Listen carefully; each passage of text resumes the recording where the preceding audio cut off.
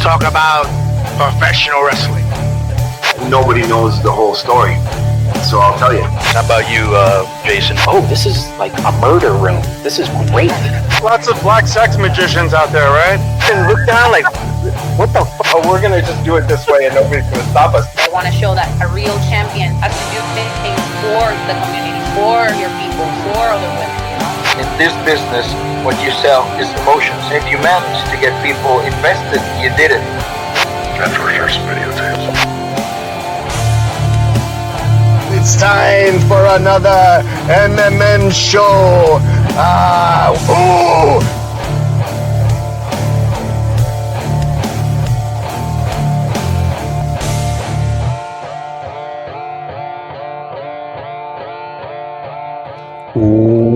Welcome to another edition of Masks, Mats, and Mayhem. I'm your host, Justin Outlaw Harvey. You can find me on social media at JustinHarvey75. You can find the entire show on social media at MMMshow75.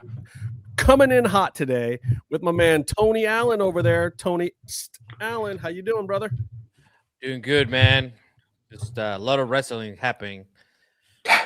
He's excited. We decided right before the show that Tony likes to intimidate people when he can.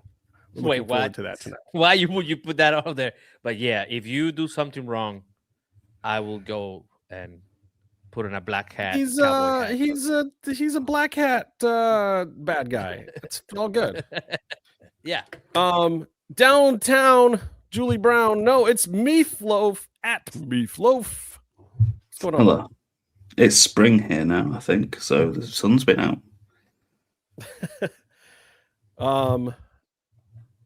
So here is the deal. I want to talk about WWE, and there's a reason why I want to talk about WWE, because I want to say some bad things about WWE. You want to know why I want to say some bad things about WWE? Because I think they need to be said, and I think they've earned those bad things that they're going to get from us tonight and from lots of other people out there. Yeah. You got it. I mean, it's to the point where it's like, look, man, gas prices are high. There's some things going on in the world, and I just want to be entertained. And if you can't entertain me with your program, why the hell am I going to spend thousands upon thousands of dollars to enjoy your product? Why am I going to do that? I'm not going to do that. So there's a few things I want to touch on today. I got to touch on the Seth Shuffle because what the fuck? Why did we do that? We'll get into it. I mean, cue yakety sax and the Benny Hill music. And like a dance recital. They go 1, 2, 3, 4. 1, 2, 3, 4. I mean, so ridiculous, and the camera's doing like the crazy zoom in, and I'm like, what? I feel like I'm watching an episode of Dramamine before watching the show. 1987. What am I watching? Did Road Dogg on his way out like take over the truck? Okay, well, we'll talk about that too, because that's one of the other ones on the list. It says right there, number 2 item on the agenda: WWE lets Road Dogg quit, and we'll get into that a little bit. Also, I want to talk about, in another complete and utter fail, Brock Lesnar kind of holding WrestleMania hostage now by saying he doesn't want to lose, and Heyman backing him up. And I guess that's sent booking into another tizzy after they finally got some things worked out. Also, Gunther who? Oh, you mean the guy that retired John Cena? Gunther who? Oh, you mean the guy that retired AJ Styles? Gunther who? Oh, the guy that retired Goldberg? Gunther who? No, Gunther, the guy who's feuding with Dragon Lee. That Gunther. Yeah, because that's top-notch stuff to send you into WrestleMania. And then in semi WWE what the F news, like A, the ticket sales are still whatever, and B, why are we firing Nino Hamburguesa? What? We'll get into it. So I'm going to start here because I think this is a good place to start. I listened to Ronda Rousey at the press conference for the fight with her and Gina. And I hate to say it, but like, look, she's making a little bit of sense here. She's talking about how much she loves Dana White. They're still friends. And yet at the same time, she's burying the UFC, which has to make you go, And then Ronda cues onto the thing that is the most important thing. She says, Dana White just works there. Everyone thinks that Dana White runs the UFC. No, Dana White, when it was the Fertittas, actually owned 10% of the UFC. He doesn't own any of it now. They paid him $400 million, bought his share, and then gave him his job back, but under them. TKO runs UFC, just like TKO runs the WWE. What did they do in the WWE? They took away Triple H's shares, so he was off the board, and then gave him a very lucrative job back to be the face of the company and to be Dana White. But what does that mean? That Ronda Rousey has just said about Dana White? It just means that he works there. Triple H does not run the show. He's a very powerful executive. He does have a lot of say in a lot of things. Don't get me wrong. Just like Dana White. Dana White has a lot of say in the UFC. But at the end of the day, the business decisions, some of the talent contracts, some of the things going on, like Dana White does love Ronda Rousey. He wanted that Gina Ronda fight in the UFC. Triple H loves his talent, but, so what if he loved Cross and that was one of his black and gold darlings? And when it came time to do business, they didn't like the questions that Cross was asking.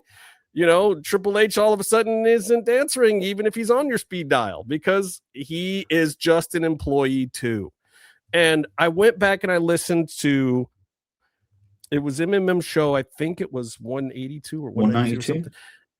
It was a long time ago because we had taken a bunch of breaks and we were talking about how the structure was set up. And I was amazed to hear myself basically saying exactly how things are now. We called it right down to they're going to push Triple H down. He's going to be in this position where he can be their figurehead guy, even to the point where I said they'll probably even bring back Stephanie McMahon slowly at some point once the dust settles on some of the Vince crap. And sure enough, they did all of those things. But at the end of the day, what we have right now is this TKO run company that is making piles of money. For the first time in years, guess what, guys? All of our dreams and machinations about things getting better are probably not going to happen because you know what just got announced? WWE made more money last year and has higher revenue margins than the UFC, finally. So they will continue with the product they're serving because it's making money, which is it's doing exactly what they wanted to do. In a very short amount of time, TKO was able to grow the business of WWE. Whether it's at the expense of the fans or not, WWE is highly lucrative. It's looked at differently in advertising circles. It's looked at differently in business circles. It's looked at differently in sports circles. It gets more prestige and coverage than it used to. It gets talked about in the circles that Ari Emanuel wants it to be talked about in. And that means that they could give two craps what us people sitting in the cheap seats actually think at this point, because it's doing everything they bought it to do. Fair. So what do we do now as fans? That's my question for you guys. I mean, like, we can't argue the business side of it. The numbers are the numbers. The facts are the facts. Triple H just works there. He doesn't own the company. Dana White doesn't own the UFC. He just works there too. What do we do? I mean, it was always a global and a massive product, but it's almost like your favorite little mom and pop shop that was sometimes amazing, sometimes terrible, up and down. But now it's been taken over by McDonald's, and it's the same, like 5 out of 10 every time. It's the same. That's what you're getting. You're just getting fed 5 out of 10, but it's better than sometimes getting a 2. I want some of whatever Byron's eating. What are you eating, Byron?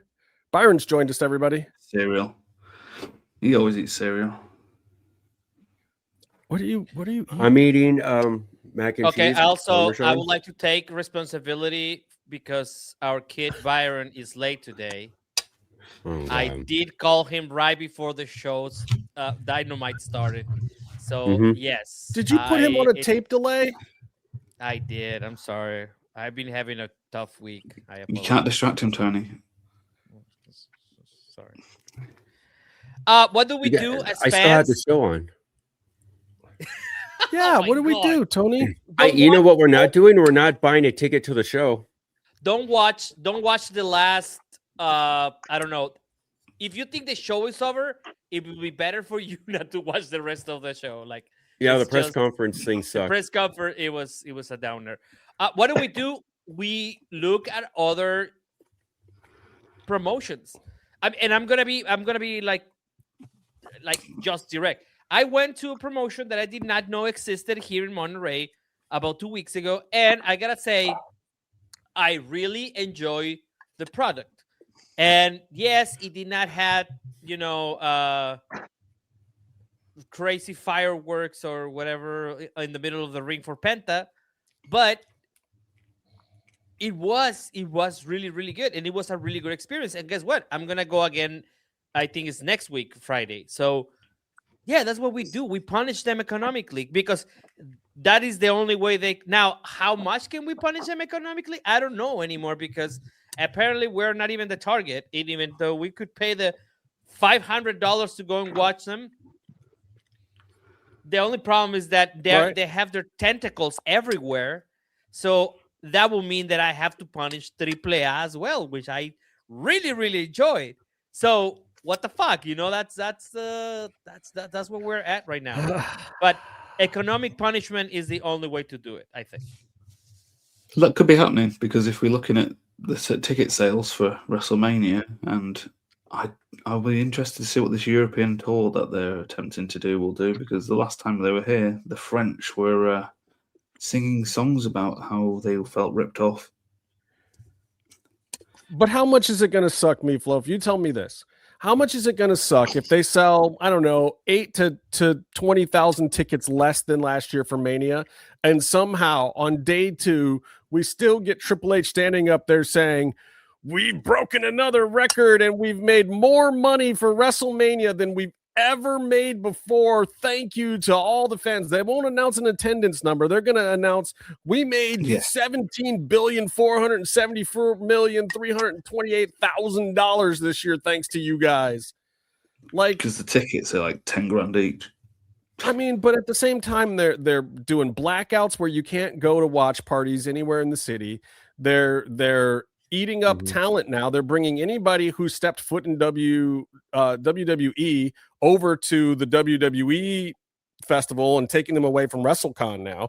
So people who were ex-WWE that you used to see at WrestleCon, and that's kind of a smart move because honestly, I never want to go over there because they have like 1 star every 3 hours.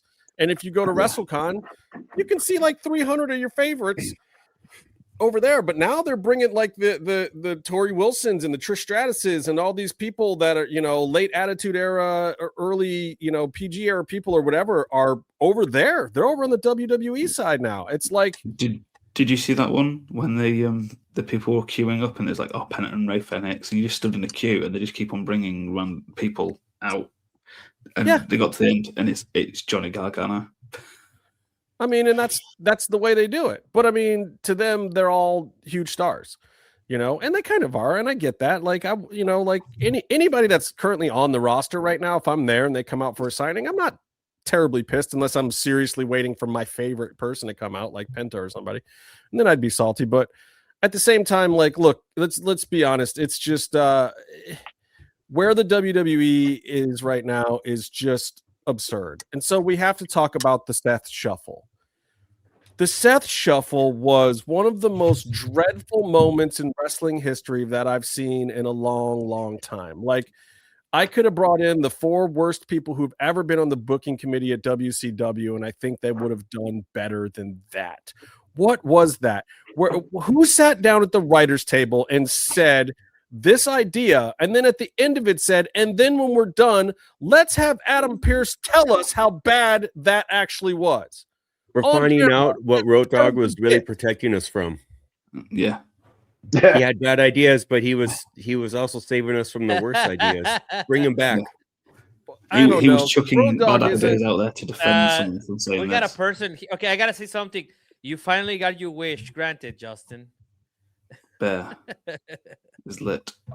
Okay, I mean, we want to talk about Road Dogg. Is that what y'all want to talk about? No. We can still talk. I mean, he's booking a show down in Alabama now. I have some insight on that, but look, I just think that like there's an issue with your writing when you don't understand your own audience or product to the point where you do something like that. It didn't make any sense. It's one thing to have a funny spectacle that just looks like something crazy and wild. Like Chris Jericho could get away with something like that. Lots of characters, even Seth in his more comedic era could get away with it. But why are we doing that here? Seth is a babyface now, and Adam Pearce is basically supposed to be a babyface general manager. So why is Seth trying to pull the wool over his eyes unless he's doing the Stone Cold Steve Austin? But Stone Cold Steve Austin, don't forget, you got to say, if you want me to do something crazy out here to Adam Pearce and confuse the shit out of him, give me a hell yeah. You got to be still doing it for the people. But he wasn't. He just did this nonsense thing to confuse Adam Pearce for 2 minutes. What are we doing? The thing is he's I know obviously he's probably still injured a bit. He's not cleared or whatever, but like he's going up against Austin Theory and Logan Paul. Like, is that real? Like, it's not like it's, Sting versus Hogan and the NWO, and he's having to send down the 10,000 Stings to, like, distract while he then attacks Hogan, which is it's amazing that they've used the guy who retired Sting to run a Sting angle. But yeah, just like that thing of to be fair, it's perfectly suited for Seth because it's a bag of horseshit, and he dresses like a bag of horseshit. So, damn. I don't know. I think getting a Sting train run on someone is cool and badass. Seth Rollins train is, or not even Seth Rollins, just a guy in a mask and a hoodie, which is he's it's almost been like a main player on Raw for the last year or two. That's not as cool. It's basically, but also you're saying. Sorry, I apologize. It's almost like, do you remember we used to make that joke about the vacant title? And it's like, oh, vacant's won another title. And it's like all the core from the wrestling games. And it's like, that's almost like someone's gone, do you know, it'd be really funny if we lent into that and we actually made just this nondescript. It's like, he's going to win a title. The masked man will win a title. And it's going to be like, oh, God. Well, okay. Go ahead, Barrett. Go. Is like Seth Rollins just Shredder from like Teenage Mutant Ninja Turtles, like the first movie? Like he's just like got all these young guys that he's training in his dojo, and now they're just like attacking people on Raw. I know. I mean, I'm assuming like that's what the storyline is. Like this is. I think dojo. That's part of the thing. Is it's somehow not born in creative. It's born in. Well, we can work some of my students, get them on TV, and I'll do the thing or whatever. They're like, cool. And then they didn't really think past like, well, what are they going to wear? Oh, we'll just save money, have them all. But that's actually kind of a fun story. Fine. Have Seth Rollins be some like master, like karate master or something. And like these are all his disciples. And they're just, we just need a real April. We need a real April O'Neil. I don't want Becky to be April O'Neil in that story, though. So it's actually PJ Masks now, because PJ Masks did the same thing with the Ninjalinos. So yeah, it's for this generation of people they're targeting. It will not be Shredder and the Teenage Mutant Ninja Turtles. It will be PJ Masks. Well, either way, well, at least there's something there. But Pokemon revival these days. Bear, why is your background boring as shit? Because man, we just got him to put some lights in the damn place, and you gotta give him shit. I'm working on it. I like the ambience you had before. Oh my God. Yeah, I know, but I'm in the living room right now, and so I don't know. Yeah, I'm just trying to live, Byron. The other one had more live by doing this. Look what I got going on. I borrowed. What are you, this Mercedes from Monet? What is this? What are you doing? I'm touching my vibes right now. You're touching your vibe. Yeah. Wow, that was. Hey, Arturo, clip that. Okay. And on that note, let me talk about the creative structure. Let me talk about what's going on, because we had a shakeup. They like to call it a shakeup over at WWE. Not a new era. So here's the part that I don't understand. You fire the head writer of, or you didn't fire, Road Dogg, the head writer of SmackDown, in case you didn't know, was Road Dogg. The Road Dogg, if you didn't know, oh, you better call somebody. So he resigned. From the way I heard it, he was being called in. There was going to be some questions, and he's been unhappy. And basically, before the shit hit the fan or whatever was going to happen, or maybe he talked to Hunter, his buddy, or something, who knows, he decided that he was going to just step aside cleanly while they were doing this shakeup with creative anyway. So Road Dogg got the hell out of there. And if you watched Unreal, you could tell that, like, it's no secret. If you talk to anybody back there, like, basically the whole team would say one thing, and then Road Dogg would say, I don't know.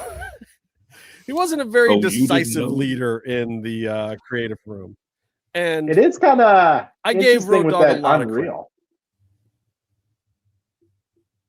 It's almost like it framed it. I mean, ready for it.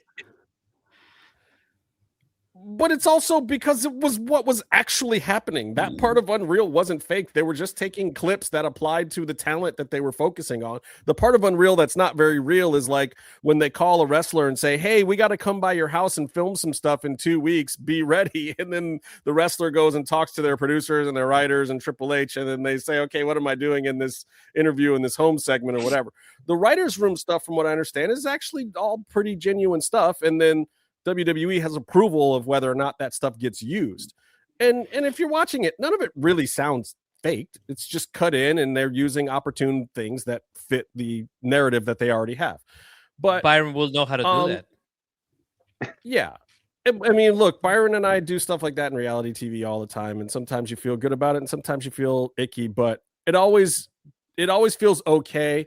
Like the moments that you've seen from the writer's room on Unreal do not feel like the icky parts to me at all. I don't know. Byron and Bear can disagree with me because they work. No, it's all a story. They all know what's going on. I mean, you don't have to. People ask me about the shows I work on, like how scripted is it, or they'll ask something, about another show that, you work in the reality world that you should know about. And there are some things that are going to be very scripted, and they're probably some of the lesser important things as far as like what's going to happen, but more necessary to like stitch things together. But ultimately, a lot of what you do is what you want going into a situation, and you put people into it, and you kind of who they are and how it's going to go, and you just know how you want to mold it. Make sure you get the pieces to mold it that way, and then when you get into post, you mold it into the story that you wanted. So is it fake? Well, all the stuff really happened, but you're just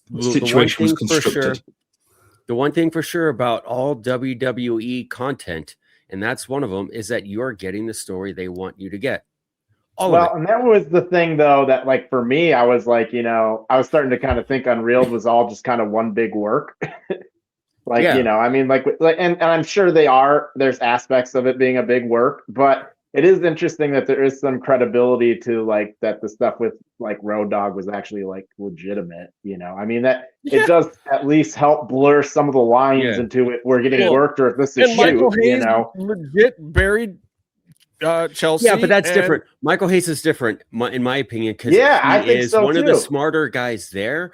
I think I think what he said was right, and he wasn't wrong, and he wasn't offensive. However, it got cut into the show because he knows how to work and cut a promo, and it sounded good, and it got Chelsea over more. And when they asked him about it, he knew not to apologize or back down, because in his terms, that would ruin her rebel push. And so, then she went and did the right thing, which was she went and got actual permission to discuss her actual real feelings about having seen it on the show for the first time, because she didn't know that was going to happen. And that also helped the entire storyline. And now, maybe because of all of it, she has broken the glass ceiling potentially, because now they almost have to push her through it. She's going to be a great world champ when it happens. I agree. And let's hope that makes it all happen. And that's where it's like, well, Unreal did a good thing because they made her feel like the underdog.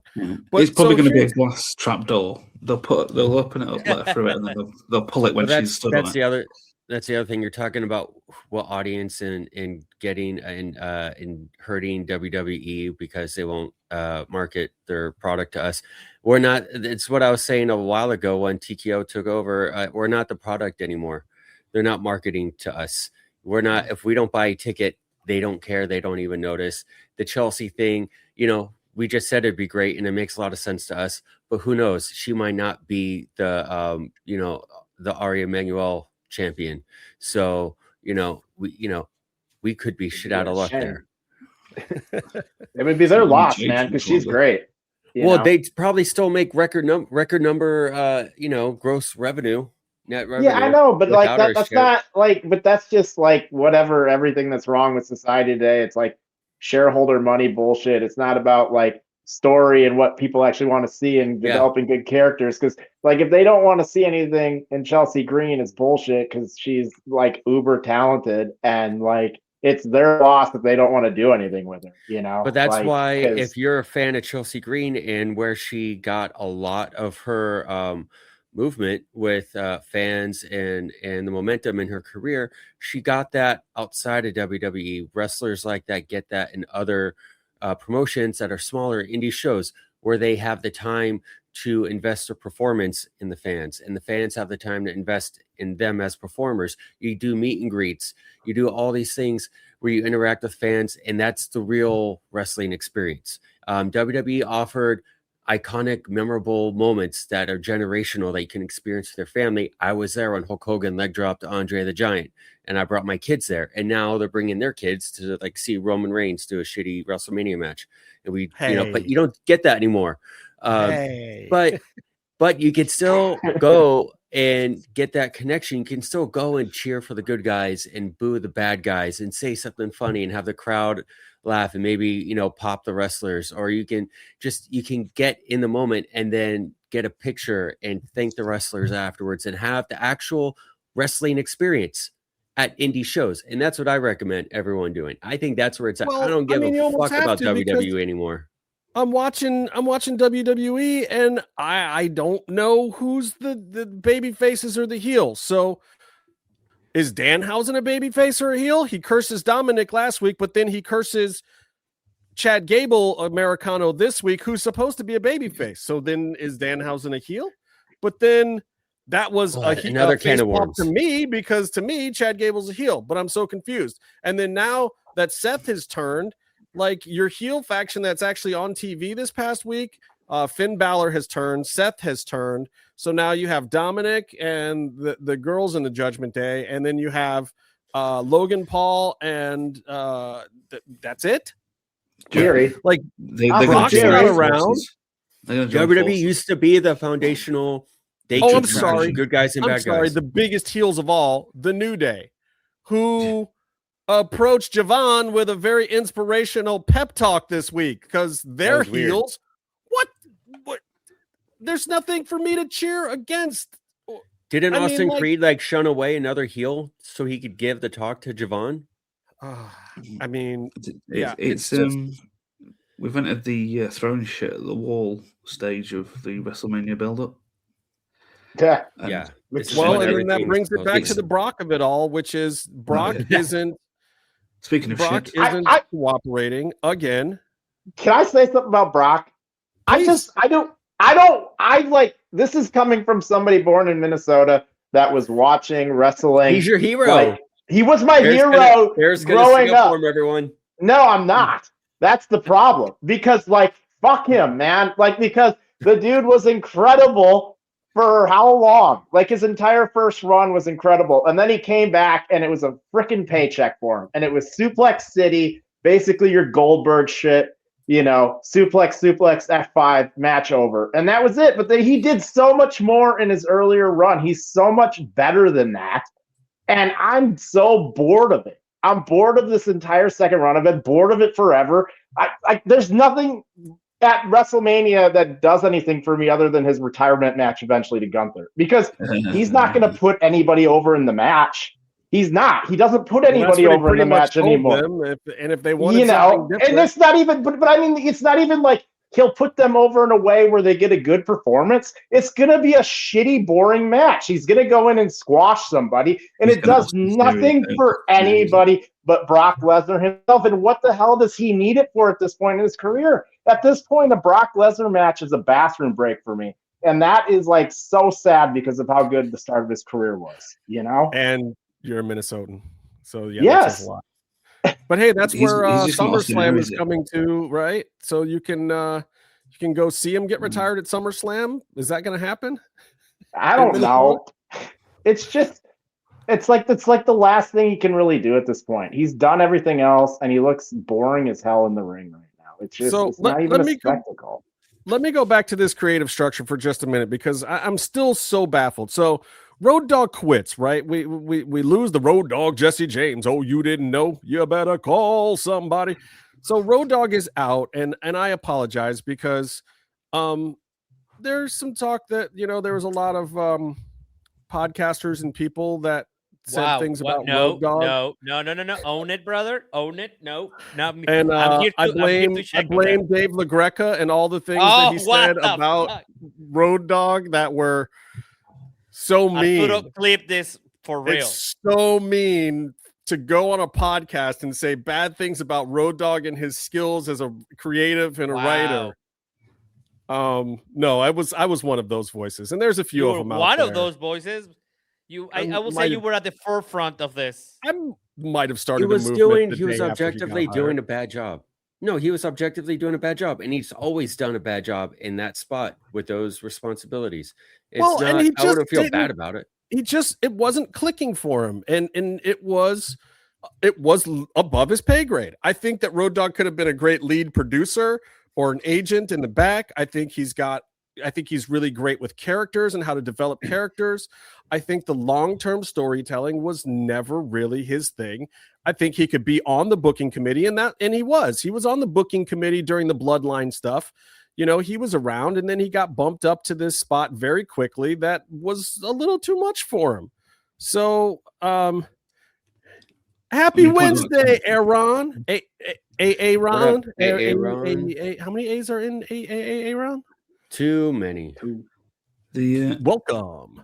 On the character thing, is you could see that when he was trying to push Chelsea, he was like, "There's something you've got to do with Chelsea," and they were like, "Yeah, but what?" And he's like, "Ah, shit, yeah."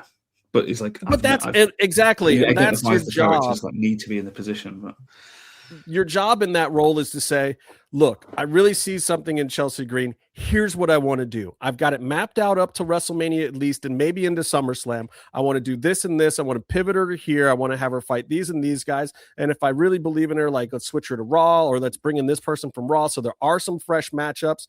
Like, don't just take it on the chin that, like, oh yeah, I guess it's not a good idea. Which is what he did. Like, come on, bro. Come on. Well, okay, hold on. But now that we think about it and knowing the industry and how you can edit things out, doesn't it seem now like that particular clip was created just for the fact that they might wanted to get rid of him eventually? That editing was done 5 months ago. Exactly. Yeah, they can plan ahead. Yeah, that's. I don't think so. I really don't. And, I don't know. And the reason why I don't think so is Paul Levesque. Paul Levesque loves the guy. Paul Levesque gave the guy that job. Paul Levesque put him in that position, really wanted to help groom him. And from what I understand, it was the reason why he always sat in on SmackDown creative meetings, because he had to hold Road Dogg's hand a little bit, because Road Dogg wasn't entirely getting the job done. So Paul had to basically step in and make sure shit was getting done. But those shows were not great. But so again, I still don't understand the creative structure. So Road Dogg steps down, but there's no announcement about who's filling in his spot as the lead creative on SmackDown. So maybe it's Triple H himself right now. But then at the same time, we hear that Alex Williams, who has been kind of a junior member on the writing staff at Raw, who has written apparently some of the better storylines over there and some of the Liv and Dom stuff and some other good stuff over there. She gets out of nowhere. They shuffle the whole deck, and she gets promoted to not only the head writer and senior writer and producer, but she's now a vice president and the creative lead on Raw. But the other guy wasn't fired. I mean, Beckstrom, who was the basically the main guy over at Raw, just kind of got shuffled to the side, and they put her in his chair, but he's still there as like the co-lead. She's the lead creative. He's the co-lead creative. Ouch. That hurts. Sorry about your luck there, Beckstrom. Don't know exactly what happened there. And then there's this other guy, Ryan Ward, who's now kind of overseeing everything. And then this like mini Triple H role as they try to move Triple H into more corporate and other types of responsibilities, which to me almost signals that maybe they are going to open up a board seat for Triple H finally. We'll see. I don't know. It's a weird shuffle over there. And we've been looking at the backstage for a long time because it does matter. And it should, and if you're a wrestling fan, it should really matter to you because these are the people that are responsible for giving you what you want. It's not the Nick Khans of the world. It's not the Ari Emanuel. They're responsible for making money for their shareholders. Triple H and Road Dogg and Alex and Ryan and Beckstrom, these people are the people that are responsible for putting on a program that you enjoy so that those other bosses can get their money. And I don't know what they're doing. The shakeup makes sense in the fact that SmackDown especially was not very good. The shakeup makes sense in the fact that they've really had trouble putting this WrestleMania together. Even Paul Heyman is out there talking about how we should have booked WrestleMania Saudi and then gone backwards to now to make it all make sense. And they're not doing that. Even their own guys are basically saying, what are we doing? Road Dogg is saying, like the fact that Road Dogg quit says something to me too, because as much shit as I gave the guy, you shouldn't be in a position where your head creative wants to just leave altogether. I could see him stepping aside or saying, dude, Paul, like put me in another spot, bro. Like make me a producer or something. Like let me go on the road. Let me work on, live events team or something else. Like the fact that he was just all like, no, oh, you didn't know? I'm leaving, buddy. Like he was just out and he's already doing indie bookings and other stuff. He was just gone. He's teaming up with the badass Billy Gunn on some That's show. got to tell you though, just like something is not right over there. Something is rotten in Denmark. So this is not working. Like, and maybe this shuffle, like it just happened last week. So, maybe the Seth shuffle is part of this creative shuffle because, they really need to lock some stuff in. Jesus they got Christ, that's part of the last lot. They got what, 6 weeks, 5 weeks till WrestleMania? Does anybody care? Right now? Maybe not. Maybe not so much. I think that Steph and Liv will be an interesting little deal. That has been like probably the best part of it. I mean, just I think Sim and Roman is doing what it's supposed to do. I don't know that I care about what it's supposed to do.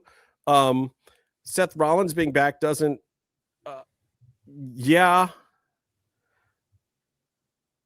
I think if Aaron, if we had WrestleMania, it would have been great. In New Orleans, the Danhausen stuff has been entertaining. Like that women's gauntlet match thing was. I hate those gauntlet matches, and they did a tag team one on SmackDown the other day. Like they're telling cool little stories in those gauntlet matches, but by the time it got to the end of that thing, I couldn't remember any of the little nuanced storytelling that they had done to get me to the end. So I'm just baffled by that. So one last WWE point that I got to ask you guys about. We talked about it. We laid out the entire thing pretty much exactly the way it went down. You can see the clip that's up on the interwebs right now. That was recorded before Cody won the title back. We basically laid out the entire structure of what happened there. But how do we feel now, having basically already known exactly how this was going to go down, about Cody and Randy going into Mania and Drew not being the champ? Oh, crickets. Yeah, that says it all right there, honestly. None of it matters. Yeah, it's just like The problem. Drew is exactly what we were saying about certain other people as well. He is no longer. He's become the new Finn Balor for Justin, I think, possibly. Yeah, but at least he got the belt for a while. At least I'm happy. gave I'm him happy. So did Finn. Well, so Yeah. did Finn. He just got it for less amount of time.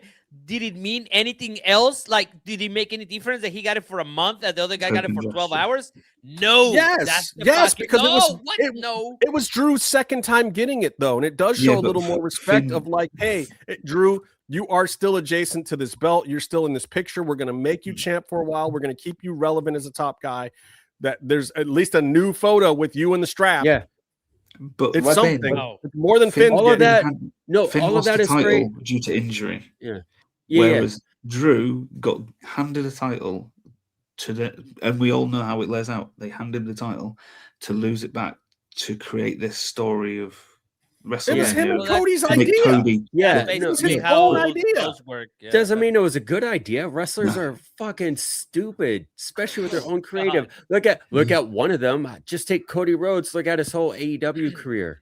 I just want to remind everybody that Byron will be at Revolution this Sunday. Yeah. When they invoke the Cody clause. Come find me, and I will 100% backtrack on any shit I talk about. Okay, so Coma says he wants to see Drew versus Jacob. I wanted to see Jacob involved with Drew and Cody. Yeah. But I don't mind Cody versus Randy at all. I wanted to see the story for a while.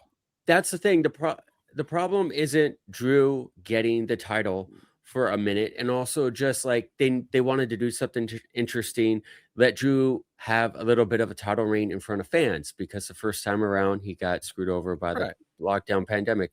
That's cool. And then you want the bigger box office match, Cody and Randy Orton, and there's history there for WrestleMania. That's great. Okay, so those are all cool, but how do you go from A to B to C to D? They're just pulling. What are they? I don't know. It sucks. They don't give a shit. They don't respect the fans or anything. They're just like, okay, here we're gonna do this, and now it's 3 weeks till WrestleMania. So Drew, you're just give Cody the belt. So now we'll just do that, and instead of what they used to do. No matter, I have never been a huge WWE fan. WrestleMania season, Rumble to WrestleMania, has always been one of the best times of the year for wrestling, even for me. They should have this shit figured out and do it in a way that makes sense and gets us excited for it.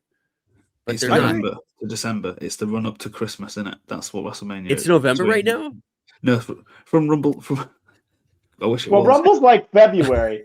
But that was always it for me. It was like Mania season. February? I would get it was like February or March, but like I always would get back into wrestling for Royal Rumble. Like it would be like, oh, the Royal Rumble, it's the spectacle. I want to get back in. Yeah, I want to watch it because it's fun. It's the end of the you never know what's going to happen. Yeah, and exactly, you guys have this too, right? Yeah, no, I wish. You guys have these. Everyone, get out your Rumble banner. I'm not a virgin. No. I don't have one of those. I wish I did. I have a Demon Bunny banner. You left with me Allie hanging on and that. Rosemary on it. I'm not. I've never been to a Rumble. Come over next year. Yeah, sounds like a California over proposition. there, will it? Hi, Rebecca. Welcome. And yes, Byron was putting his foot in his mouth as soon as you showed up. He gets a little nervous around you. It's not his fault. Okay, so yes or no? WWE is heading for a big downturn right now, and they're doing it to themselves. Yes or no, Byron? What? Yes. Oh, dear Lord. Yes or no, Tony? Yes, but we are only at the very beginning. It's not even the cliff yet. It's barely starting. And the thing that gets me to think this way, it's the way the grinding is happening, like the shuffle and all these little things that are there. That sometimes of course, you still gonna have some brilliant stuff like the Stephanie Vaquer stuff and stuff like that, or Penta winning, and Danhausen, because there's talented people around. But yes, we're at the beginning of like a dark a age. possible downturn, right? Yeah. Yes. And this has happened before. And But it's like always, really bad. Like, I mean, creative is always at the front of it. You know, it's like the Roman Reigns babyface push years where it's just like, God, what am I watching? Why are you just shoving this down my throat for 25 minutes every week? You know, maybe it eventually works, but whatever they're doing right now doesn't even feel like that, because that felt like Vince is telling me this guy is the locker room leader. This guy is going to be something and he has to do it. I'm not getting that kind of like confidence in their own product that Vince had when he was making bad booking decisions. Well, it looks like a bunch of guys. So I was just going to say, it looks like guys at the end of a company who are basically doing all the bits to get all the cash through the till, and then fucking running the WCW, letting the business go bust and running off into the darkness. I just it's weird to me because like, have they really opened up the main event scene all that much over the last 5 years? Like AEW, to its credit, every now and then shakes up the main event scene a little bit, where you get some newer faces up there that you weren't seeing, you know, challenging for the belts, and they're sort of believable to sometimes that it might actually happen. You know, in WWE, I feel like it's like 4 guys that I think will win a title. You know, maybe 5. CM Punk could barely even get in the main event scene himself. I mean, yeah, like, I mean, he had to not get injured, and he had to wait for somebody else to get injured for him to get even in the title picture as a top guy. It is hilarious to watch Punk act like hot shit with the title going into WrestleMania, talking about how like he owns the place and this and that, when like he was barely employed by the company a little bit ago, and he's been on like unofficial probation up until like 6 months ago. Exactly. Okay, so my last WWE adjacent thing. That's it for WWE specifically. But this AAA thing, we got to talk about Nino Hamburguesa. Like, what is the deal here? Everybody knows Mexico's a little bit different when it comes to audiences. We've seen Alberto throwing chairs at people who were trying to, you know, murder him. We've seen Cross get piss thrown on him. Like, people get bottles of actual pee thrown on them every now and then. Sometimes the fans get a little unruly. Somebody threw a beer at Mercedes Moné last Friday at the championship match. Right. Oh, it wasn't like this is, and don't get me wrong, I'm not saying that that's okay. And also, I've seen the footage of what Hamburguesa did. Man, that back elbow was a little, you know, I don't know if the guy was getting a little frisky and with him sitting on his lap or what was going on there, but he gave him a shoot elbow like on the side of his neck, and it was pretty stiff, and he gave him another one, and then he got off of him and kind of kept going with his night like nothing had happened, because in Mexico these things go down all the time. Now, am I saying that this should go unnoticed? Am I saying it should go unpunished? No. If you're a new company and you own this product and you want to clean it up, fine. Find the guy, sit the locker room down, explain to them like, hey guys, this isn't the old days anymore. We're a big worldwide corporation. Everybody's watching this product now. We have millions and millions and millions of people watching you guys on YouTube and Fox down in Mexico and all over the world now. You can't do stuff like that anymore. But to fire the guy? Just to straight up. It's just another example of WWE trying to whitewash Lucha Libre. And for Undertaker to do it, the same guy who would green light the APA to go out and smush people in the ring. It's part of real wrestling. It's the real wrestling I was talking about, the homogenized WWE bullshit. Like in Japan, you always had monsters who would chase fans around in the crowd before and during matches. Lance Archer was the last one. Yeah. You know, it's great. Casey brings up a great point when he talks about when he used to go to live wrestling shows. The best ones, even PWG and Reseda, the best ones, you feel a little bit in danger the whole time. Right. That's exactly the thing that I don't like about this. And I mean, of course, I don't know if the most important part also is we have not even heard from the fan. Like the fan has not come out and say, oh yeah, you know, I got a brain injury out of that shit. Like nothing. right? And if So he was chatting shit all the way through, or through something, He was or probably did something, he's he probably was so probably drunk in on doesn't it. remember. Yeah. Well, and the other thing is, yes, that is one thing I liked about that show that I went through the other day. I mean, I've been to how many fucking shows in my life now? I felt in danger when they broke the when they hit each other with the Light tube? glass tubes, the light tubes, and the little dust came in and my nose there, like, oh Yeah. my god, that felt alive. Hell, And the it- underground, they would do that, and the other half of the light tube would go into the crowd and hit someone. No, it hit We somebody signed on waivers. this. Yeah. Yeah. It hit somebody on our side. Just a little piece of it, and then somebody took it and put it back in the ring. I'm like, no, they don't know this back in the ring. Just take it back. So, anyways, that was yes. That's this is really troublesome. Now, am I the biggest Nino Hamburguesa fan? Hell no. But also maybe I'm not. Sorry, what is it? What is the gimmick? What is? Don't get me started. he's fat. That's the gimmick. Oh, what the fuck is? How's that gimmick? I'm fat, motherfucker. Anyway, Him and Big Mammy were in love. Okay. Sure. He's lost some weight though.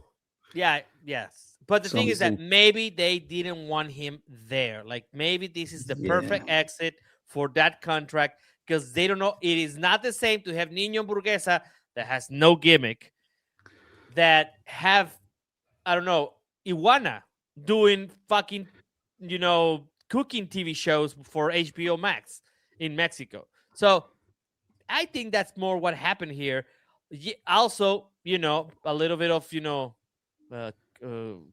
cleansing, what's it called? Ethnic cleansing and the fucking from AAA. So who knows, But that's another. You're bringing up a point of, Nino Hamburguesa was part of the fan experience of going to AAA shows.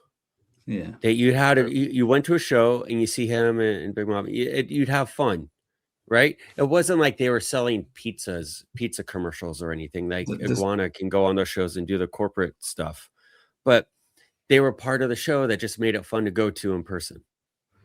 if you want to be a thing on this, probably yes. I mean, for fans, I can appreciate other people's fandom without me actually liking it, right? So, yeah. The only fan interaction they're okay with is sexual assault by Pimpinelli, pissing people against their will. Besos por todo. I'm just saying that you can't hit a fan, but you can. Don't do it, Byron. Don't do it.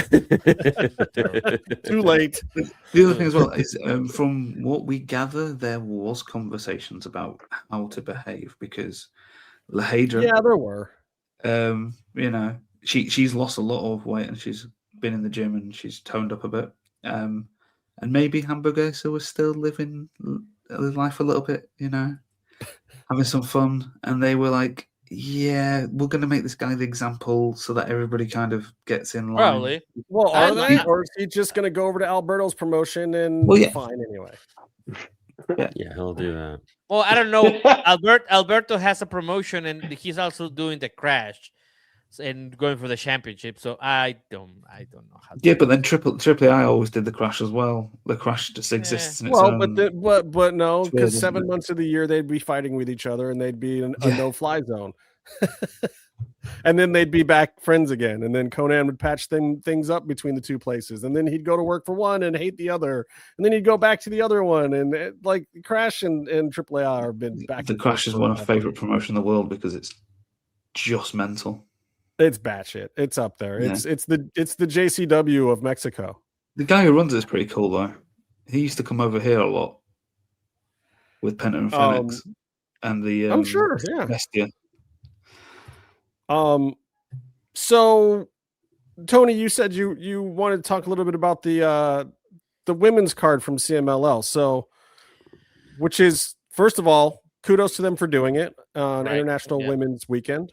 Good stuff. Appreciate y'all, CMLL, for representing. I did not get to watch Wrestle Queendom yet. It is in my queue, but I also want to see that event because I heard some interesting things about it. And I saw some of the main event. But what were you going to say about the CMLL thing, Tony? Well, it's just that there was this situation that I will talk about. I wanted to make a video for AAA. Just things got a little complicated this week with the actual job. So work getting in the way of your side hustle. Damn. Yes, damn, of course. So, but there was this thing that popped into my head immediately. Well, so first of all, matches were great. This was the first time that I got that idea that you guys always tell me, that CMLL and that your friend that I've never met before says that, you have to watch it for the matches. And yes, except for one match, none of the other ones had a story, right? But they were great. I'm trying to look at my notes here, but Scotty, I've never seen her wrestle before. Holy shit, that's fucking amazing. I mean, holy cow, the dives between ropes. Out of control, right? What the hell? So, I mean, you have to go and see her. She's a big girl, but the control she has over her own body is insane. But then I realized she's a second generation female wrestler from a female wrestler, which is like I don't even think that who else might be the first one of those ever. Yeah, exactly. Like I think you got her name. Marcela. Paige. Well, Paige, No. yeah, but Irma Gonzalez. Whatever. No, her name is Marcela. Scotty's mom is Marcela. But then you go to AAA. No, I'm just saying she had a generational daughter as well. Okay. Yeah. Okay, but then you go to AAA, and they had 3 matches in the show, which is an hour. So none of them were a women's match. And then you had Lady Flammer come out and challenge somebody because they forgot to book something for the Rey de Reyes match. Like, and I challenged whoever from WWE because nobody here is match enough for me. And then you zoom in on the title, and look, I like patina on things, right? Like you have to have that worn gold. Oh, it's a little more than worn. No, this looks like a couple of chips are missing from the paint. Both of those belts are very patina. They're very weathered. Yeah. Wow, weather. I don't know. It feels like they actually put like one of those sand guns and just. Sandblaster. It doesn't look good. It wasn't a look good. It I like the Mega Championship, but I agree with the women's belt. It looks tattered. No. Okay. Fine. Patina. The Mega Championship, it makes kind of a sense because if you think about it, it is an Aztec relic. Whatever the fuck you want to mentally had a hat cannon on that, it's fine. But the women's belt, bro, come on. It just looks like a Barbie's belt that got, that was cheap. It just looks bad. No, it's and pretty Lady disrespectful. It is disrespectful because It looks like it's made from like tin or $1 million. pizza. Her presentation, her promo was great. It looks like she's beautiful under the mask, and then you see at the belt, it's like you couldn't afford a better Is she belt? beautiful under the mask? Do we know Meatloaf? Yes.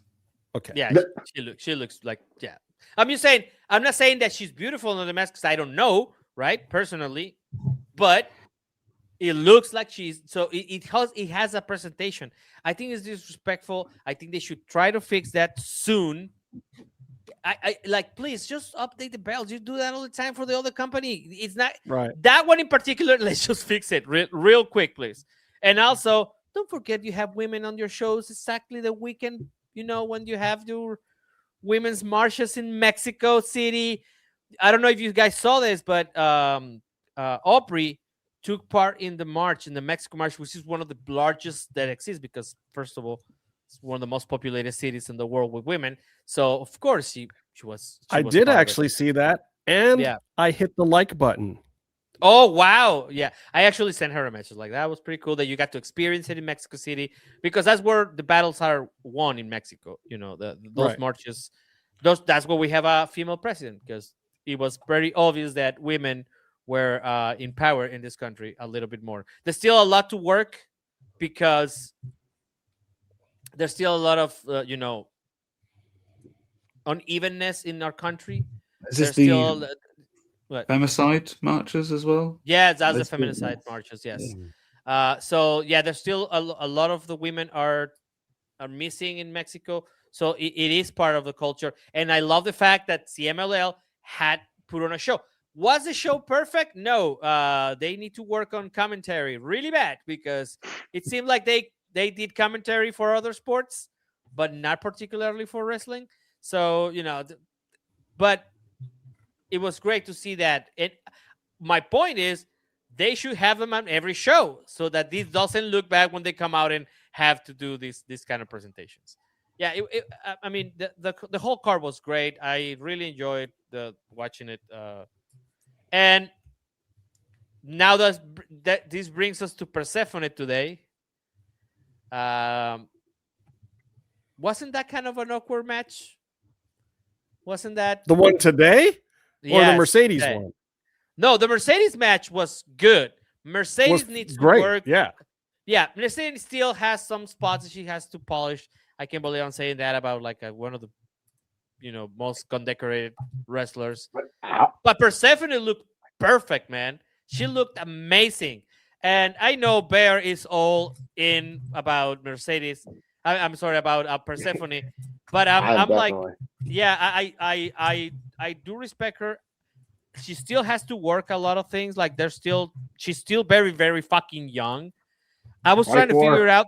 Yeah, I was trying to figure out if she is the youngest ever. I couldn't find anything. So from now, I'm going to call her the youngest ever CMLL women's champion, because I couldn't find it. But we have all these max wrestlers. So, bro, you could go to CMLL and ask every single person that works there right now, and they won't know, because they don't care about the history of the women in their company yet. They're getting there this year. She's going to change that. She's going to change that, man. She's got aura, man.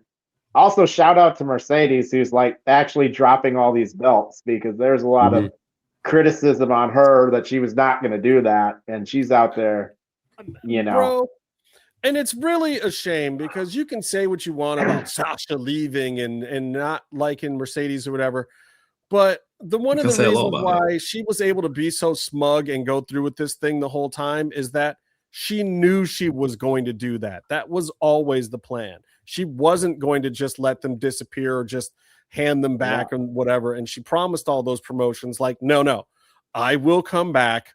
I will drop. It's all good. Also, please pay me when I come back and drop. But yes, and she still got two of them left. I think she's still a lot of keyboard warriors out there having some words to eat. That's for sure. They should, and they absolutely should, because Mercedes, like, she does have an ego. There are some bad things you could say about Mercedes, but she's fucking terrible. They're not. But for the but she's not. She's not terrible. She's not terrible. Like her, but she's not terrible. Are they some rough spots? Yes, sometimes. But everybody has that shit, man. And you've I mean, I'm not excusing her, but the only problem that I have right now is that every time she goes somewhere, I'm like, who's she wrestling? Because that's gonna be a champion. So like, I kind of already knew that Persephone was gonna be champion but I was happy with it. I was like, oh wow, Persephone is gonna be champion on CMLL. But this is part of why I like it too. I don't need everything in wrestling to be a surprise. Sometimes the story just needs to go ahead and play out the way it's supposed to play out. She won all the belts. She had them all for a while, and she fell short of the AEW title, which was the story. That was great. We got all the way there. They held on to it for a long time. She fell short. She tried again. She still fell short, which was hilarious because everybody was like, no, she's going to get it. No, she's going to get it. That was it. That was the surprise, everybody. She didn't get the big one. And guess what? She worked it out with Tony Khan, so that was always the plan. She was never going to get the big one, and everyone the whole time was, oh, Tony's going to put all the belts on her block. Me and this Tony said it ourselves. We said it a million times, like, oh, here they go. Here we go. It's going to happen, blah, blah, blah. And no.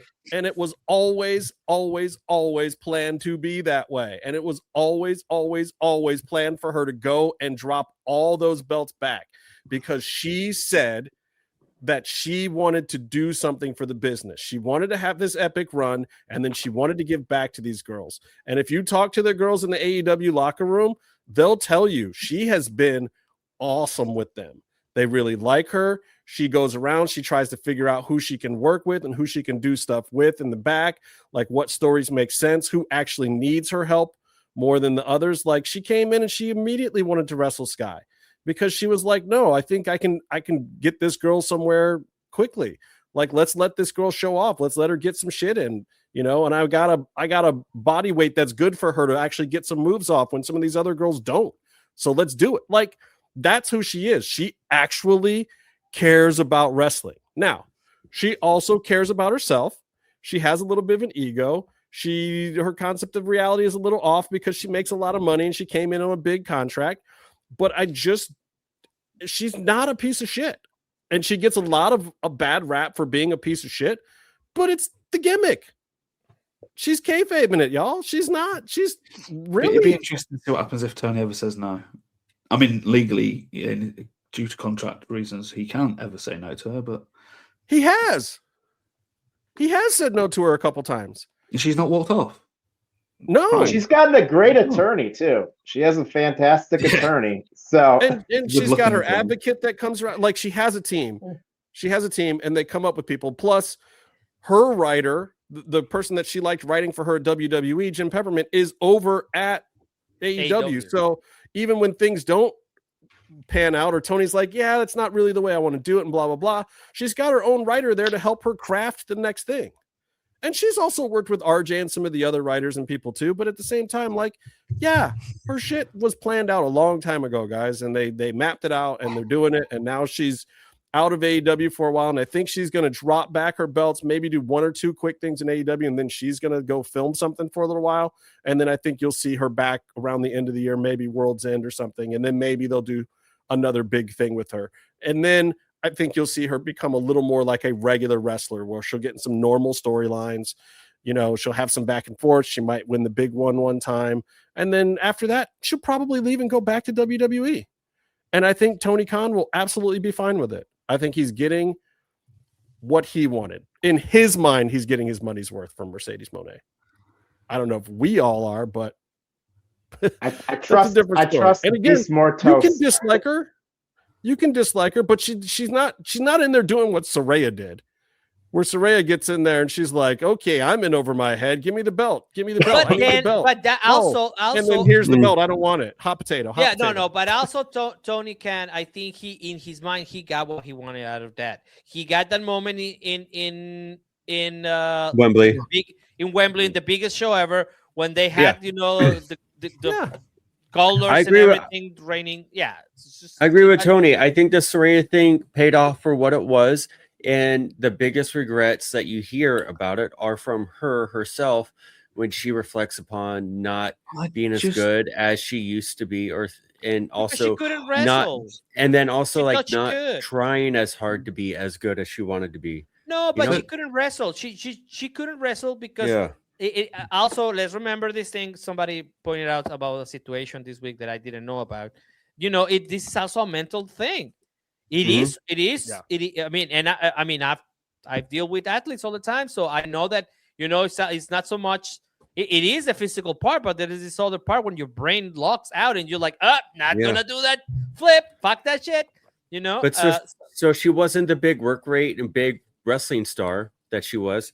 But I feel like she did. I mean, we talked about this. I feel like she still contributed. She got Harley over, and she did what she could do to a high level. I think, even though it wasn't what we were accustomed to watching her do. So I agree with Tony. I think Saraya was fine. I think she did what she could do for AEW. I think also a big part. The problem was the sicko mentality over at AEW of. You bring in somebody like her, you shouldn't be expecting 5-star Meltzer matches, and yet people were. And they weren't initially finding a way to work to her. They were trying to get her to work to them. And it's like, yeah, but realistically, guys, she's the bigger star. You should be working to her. Like, which one of you girls in the back can come up with something to make Saraya look good? To make your big star look good so you can all draw money. That's the way wrestling used to be. AEW is not it wasn't the one they booked her with, that's for sure. Nope, sure as hell wasn't. The one thing is flip that, Arturo. Confusing that they even went there because her and her entire family are interesting. No, say it, Neve. You can say it. They're shit. I wouldn't touch a single one of them with a barge pole. And that barge pole would probably corrode if it went near them. Meef, you would know this.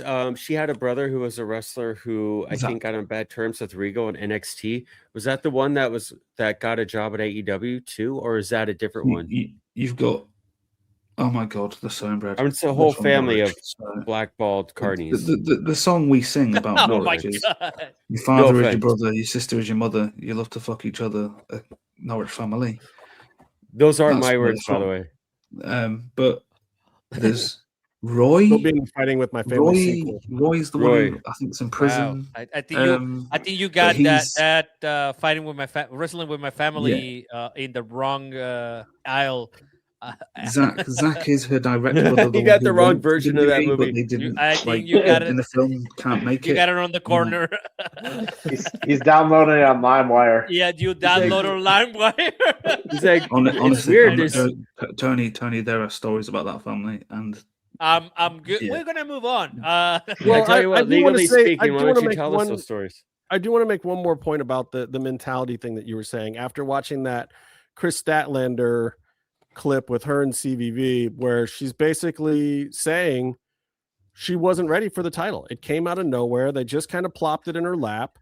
And the way she kind of ho-hums through that part of that interview was the way that her title run felt. And this, I think, is not, it's a little bit on her. It's like, look, girl, they dropped the belt on you. Get ready, like overnight, please. Well, yeah, like your mentality.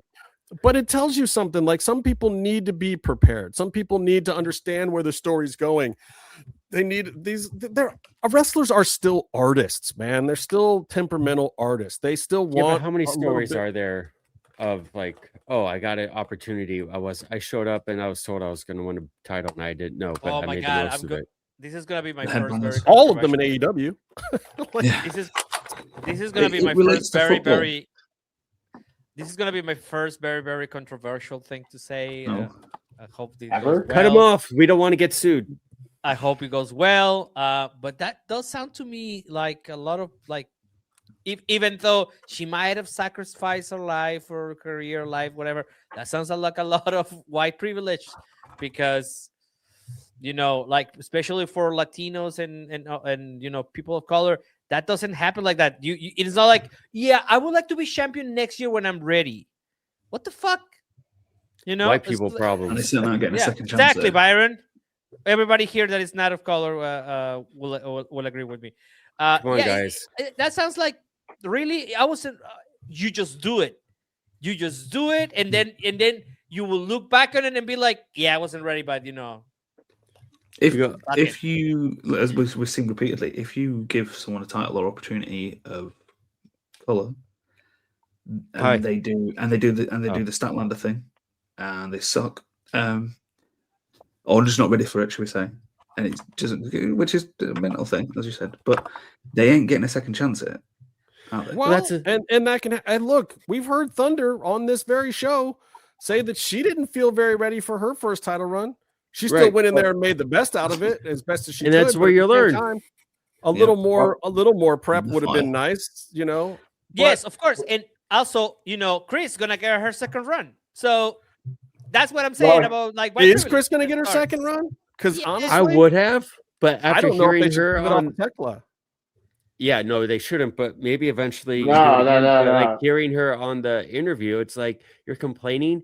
This is an opportunity that everyone should be striving for. You should be hoping every day you show up and you get enough. Someone's going to go. True. You're going to have an opportunity to get closer to being champion. And she's like, they gave it to me, and I was like, oh, but not now. I know. Shut up. It was not a good look in the interview. I'm not going to lie. It was not a good look in the interview. But I watched everybody's struggles are valid.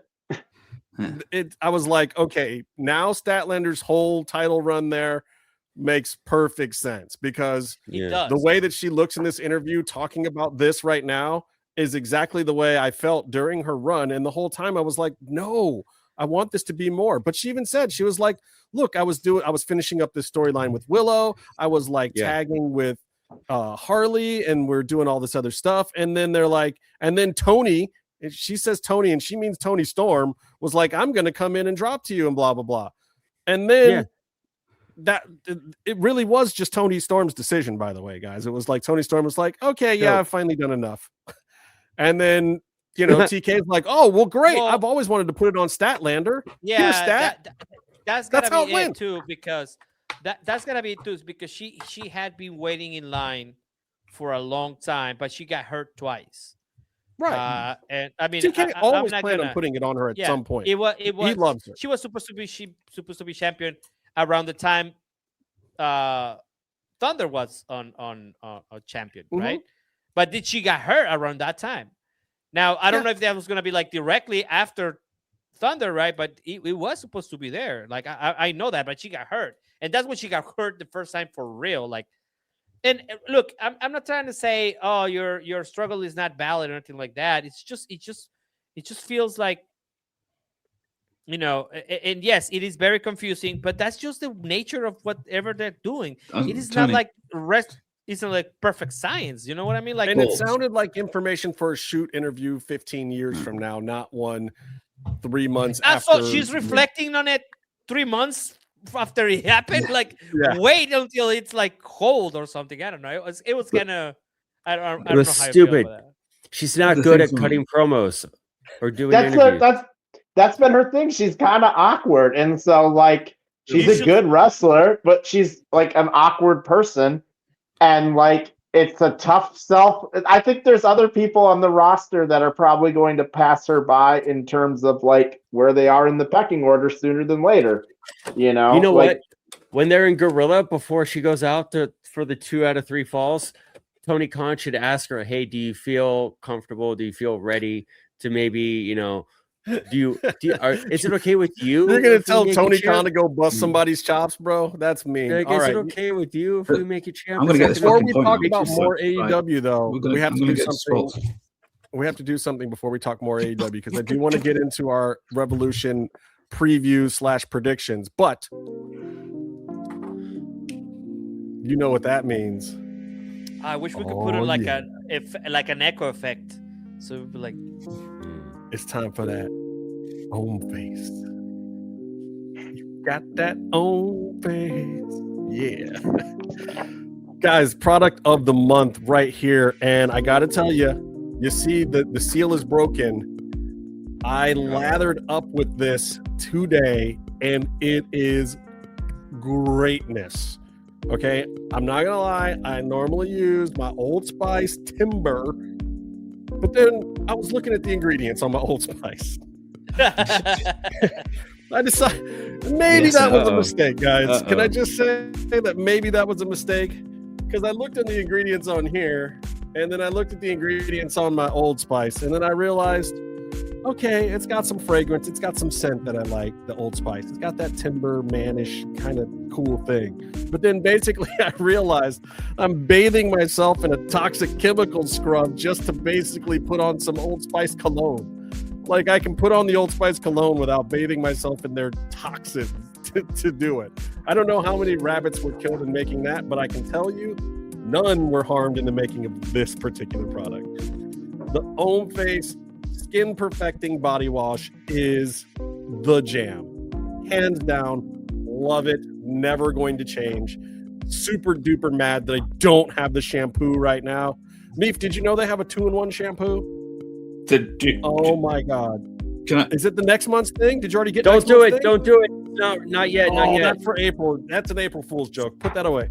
Anyway, we're still on this one. I just used it for the first time today. Absolutely. You can't edit real TV, like live TV, bro. Come on. I'm ecstatic with this product. And if you know anything about me, there's a reason why this product is on our show. It's because I was using this stuff before they came on as a sponsor. This is a product I believe in and I love. I was using the face wash, using the moisturizer, using the toner. Been using it for about a year now. But now I've got to add this into my regime right here. This is the Skin Perfecting Body Wash. Let me tell you a little bit about it real quick. It's perfect for acne-prone skin, which I don't really have a problem with, but my son does, and so this will be in our shower, and he can use it too. You want to say goodbye to body breakouts? Expertly formulated with high-impact ingredients, not that stuff like these are the high-impact ingredients that tackle common skin concerns, and it's infused with bioactive ingredients to purify, smooth, and hydrate your skin. And this is for all skin types. So black folks, white folks, Asian folks, come on, y'all. Y'all can all get down with this. We've got solutions for body acne and blemishes, dryness, acne-prone skin, dull and even skin. It's great after sports and workouts and outdoor activities for rough texture on your skin and redness and irritation. This is the jam right here. It's going to be sensitive. It's all natural. This is the stuff you want to get you through. It's free of sulfates and parabens. None of the nasty stuff. Hypoallergenic, non-comedogenic, non-stripping. It's got a large capacity. This is big. This is going to last you. You loofah it up, a couple squirts, you're good to go. It's 100% vegan, all natural, certified, cruelty-free, not harming the little guys, not harming the little animals. So to use this, you're just going to lather it up, washcloth, loofah, gently massage it into your skin, apply to areas, especially where you're getting breakouts. If you're getting some of that back knee wrestling people, you know what I'm saying? This is going to take care of the back knee situation. Then rinse it off thoroughly. Don't forget to apply sunscreen if you're going to be out in the sun because you want to protect your skin once you get it all beautiful and exfoliated. All right, guys? You know where to get this, right? Do you know where to get it? You got to go to www.HOMMEFACE.com. That's omface.com. And then you got to do the thing. You got to put in our code. MMM20. MMM20 gets you this product. And here's the deal. I'm making a deal, guys. I'm making a deal. Rebecca, you paying attention? Tell your friends. Coleman, you paying attention? Tell your friends. If we get 5 orders of this before the end of Revolution, okay, that's all. 5 orders of this, I will go live on the Instagram using this product next Wednesday. Oh my God. I will do an Instagram live product trial of this, but we have to get those 5 orders. If we don't get 5 orders using the code MMM20, I'm not doing that. I'm not getting it. And I'm not talking like I'm going to get in there with this. I don't know. I'm getting in the shower. We're going on Instagram live. If I get banned, you better be there. Yeah, Coleman, you know you want to see it. Don't lie. Don't lie. You know you want to be there. If we get 5 orders, I won't do that. Yes. Please give us the 5 orders because we don't want Byron to do it. That is man deep. So if we don't get 5 orders, Byron does it. If we do get 5 orders, I do it. There we go. There's the deal. Man Deep's just dropped $1 million. It's your fate, your choice. I will say one thing though. Offers the best in. Let me give it. I gotta get the copy out. This is what they pay for right here. Omeface offers the best in class skin, hair, and body care solutions for men, powered by K-Beauty technology. HF products are 100% vegan, Leaping Bunny certified, cruelty-free, and crafted with clean, skin-friendly ingredients. For a limited time, add our promo code from this show, MMM20. You get 20% off, and you get the free shipping. So elevate your grooming routine and experience the HF difference today. That's MMM20 at omeface.com. All right. There's the music. There's the Omeface. This stuff Meat has something to say. I got loads to say. I got AEW stuff to go back to in a minute. I went on the website today to order some stuff. And okay, wait, hold on. Wait. Start again. Okay, so I went on the website, which is www.homeface.com. And the prices are really good in comparable terms with similar products from similar other companies that you probably they are, aren't they? Actually, prices, I was generally shocked. So like the product, can I say the price? Am I okay to say the price? I mean, it might change. Prices are subject to change, but and I'm also in a different country, so it was £19 for the body wash, and it's a massive tub for a start, but that's a really good price. That is ridiculous. Like I was expecting it to be 40-50 quid. So I'm not trying to get them to boost the product prices up, but generally in terms of what you get and the little tests, the sample kit. We got the travel kit. If you order that right now, it's in UK pounds, it's only 23 quid, and you get a sample of the SPF 30 sunscreen, which is fantastic. For price point, Yeah, I mean, a little set like that costs like 30 quid by itself. Sunscreen is awesome. Byron, I don't know how Byron gets away with only getting the SPF 30 because I think he needs the SPF 10 million, but I stay inside most of the time. He mods up. I did just mention to him he needs to get some sunlight anyway. You're paler than me. Look at the video. And I'm Mexican, but again, he's got good lighting. All right. Did a question. Let me correct myself. But I'm Mexican. What the fuck? No, I am 100% Mexican. You've lived in Canada. Born in this country. You lived in Canada. I never lived in Canada. People call me Canadian. You look like it. You sound like it. You can see why people would get that mixed up, though, right? Yeah. And the hockey thing. Because I'm handsome. You look handsome like a Canadian bacon with a poutine.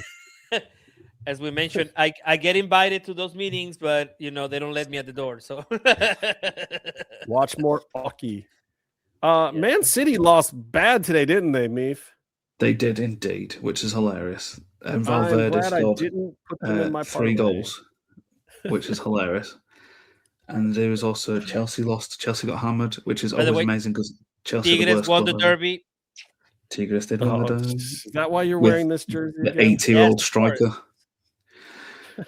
40 years old, and gets there. So we put him out of the freezer to thaw. Minute 75. Usually gets in at minute 85. Scores a goal. We all go home. That's how this is working right now for this guy at 40. I mean, it's not the worst league in the world, but because they've had Sergio Canales went out there and scored a lot of goals. Was he at No, he was in Monterrey, wasn't he? No, Sergio Canales. No, I can't remember where he ended up. I remember watching him in his very first game for Santander. It was Rayados, yeah.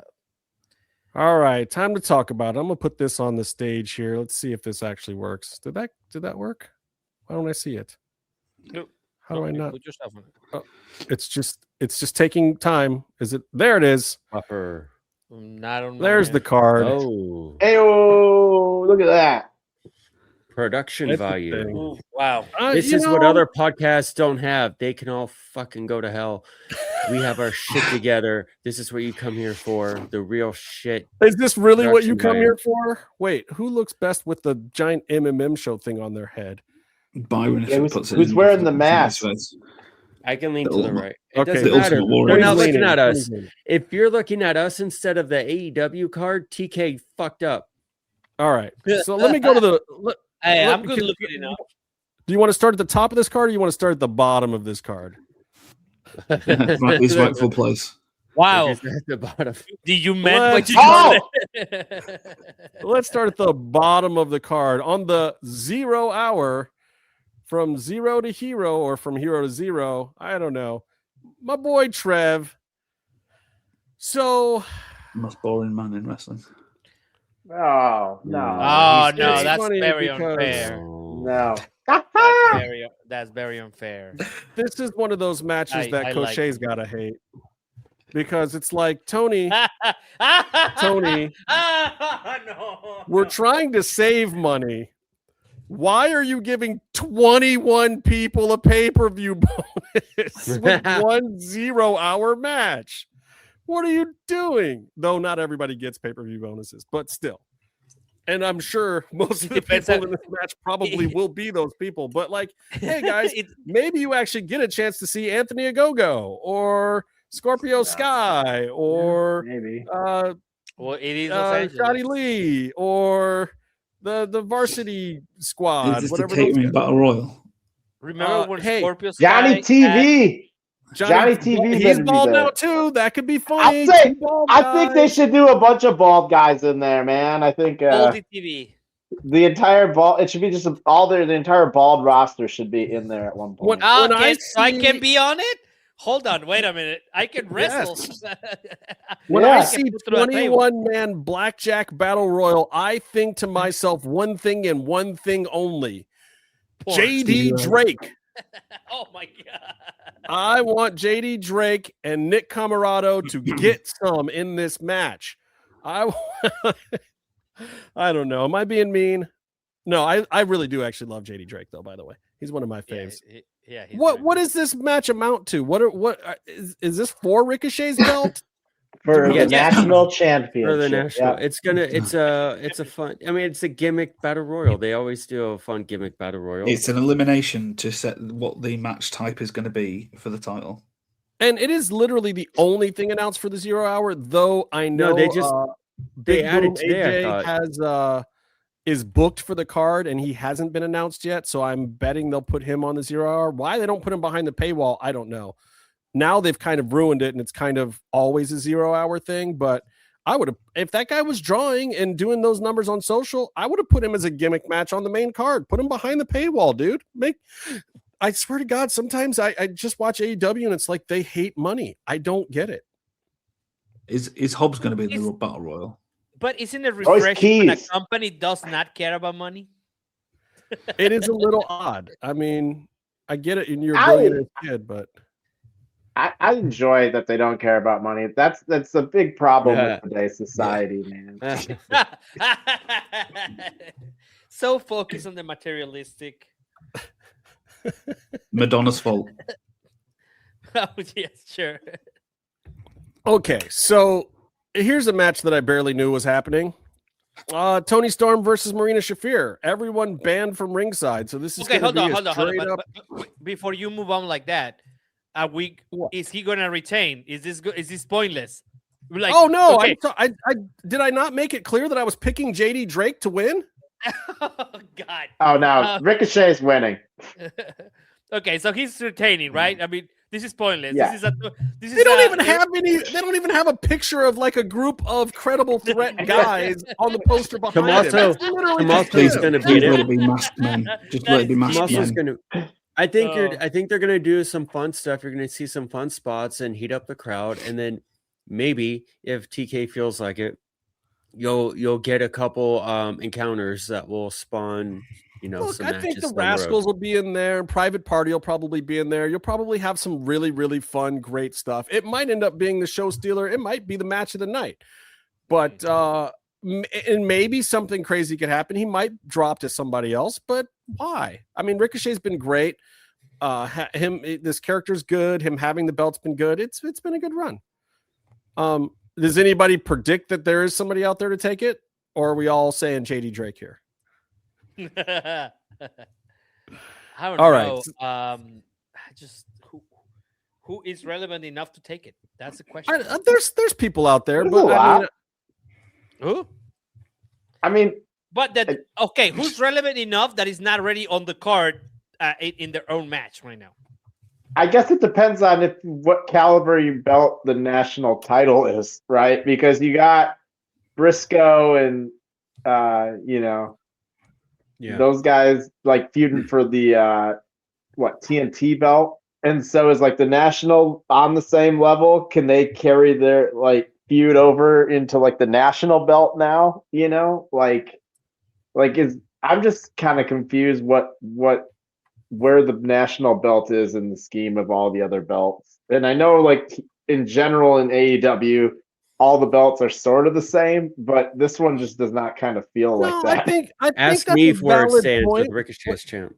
I think that's a valid point, but then to really establish the answer to your question, they have to have a couple of back and forth feuds. You have to see who else they throw in there. Is it Danny Garcia or is it Takeshita? Who is feuding with him for this belt? And I think that's going to tell you a lot. I think a lot of people could hold this belt, though. So I like the belt on Ricochet. I think it's a good look. I think he's a cocky guy, and having him, if they're still doing it, if they didn't get tired of it after a month, having him go and beat people in indies, I think that's fun.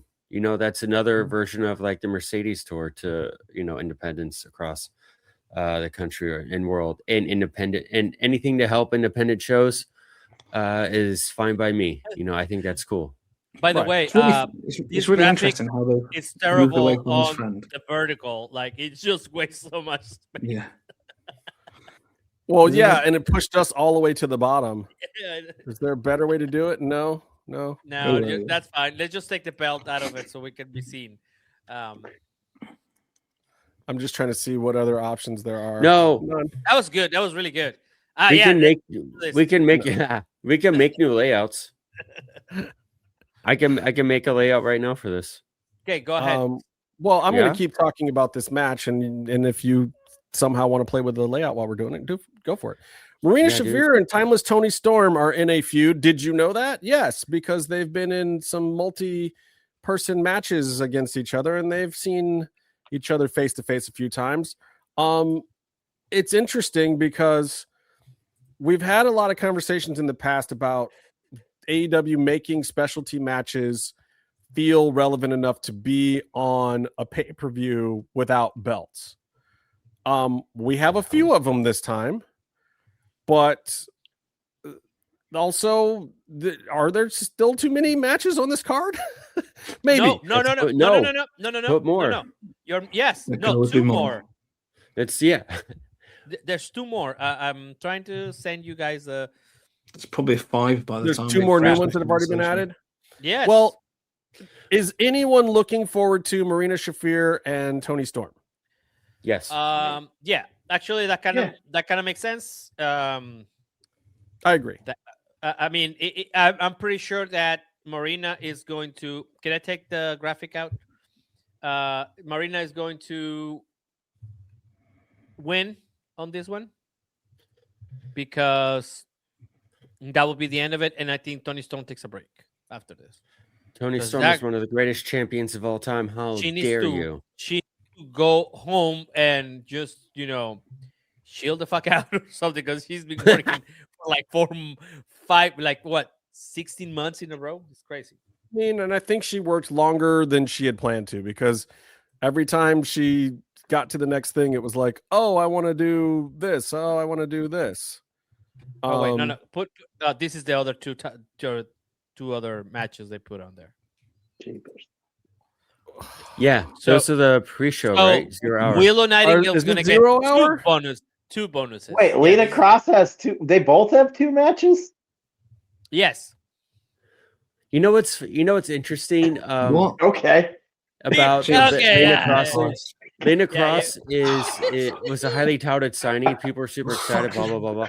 But like they put her next to the Megasis, and Lena Cross is taller and bigger than the Megasis. She's supposed to be the heater. She's supposed to be like the +1. No, you're justifying stupid shit. You're justifying. Okay, so on one. No, I'm saying it is stupid that she's put with the Megasis because then it makes their established star look smaller. But is it okay for them to have 2 matches on the same show? Oh no, I'm not even getting into that.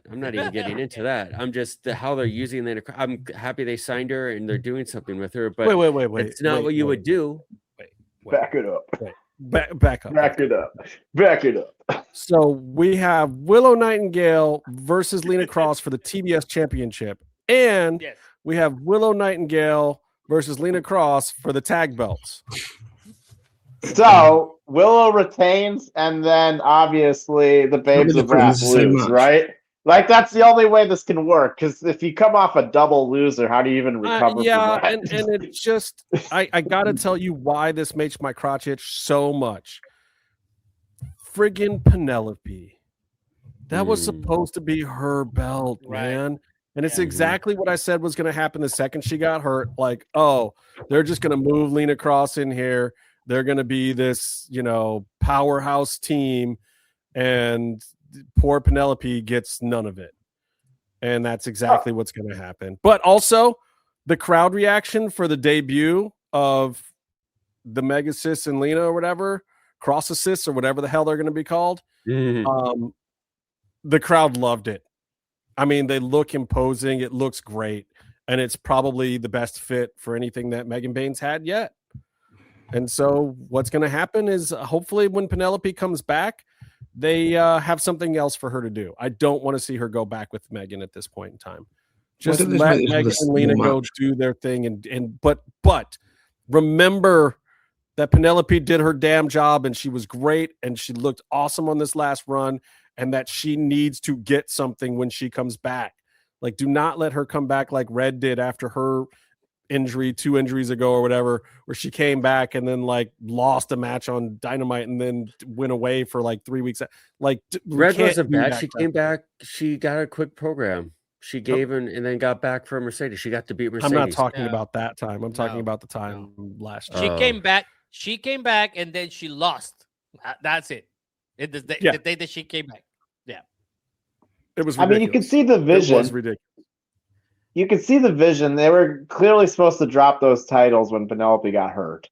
And I'm assuming after the match, Lena Cross would have came in and did some kind of beatdown that would have led to this match that is happening between her and Cross in the 0 hour. So that's actually 0 hour. That's a pre-show.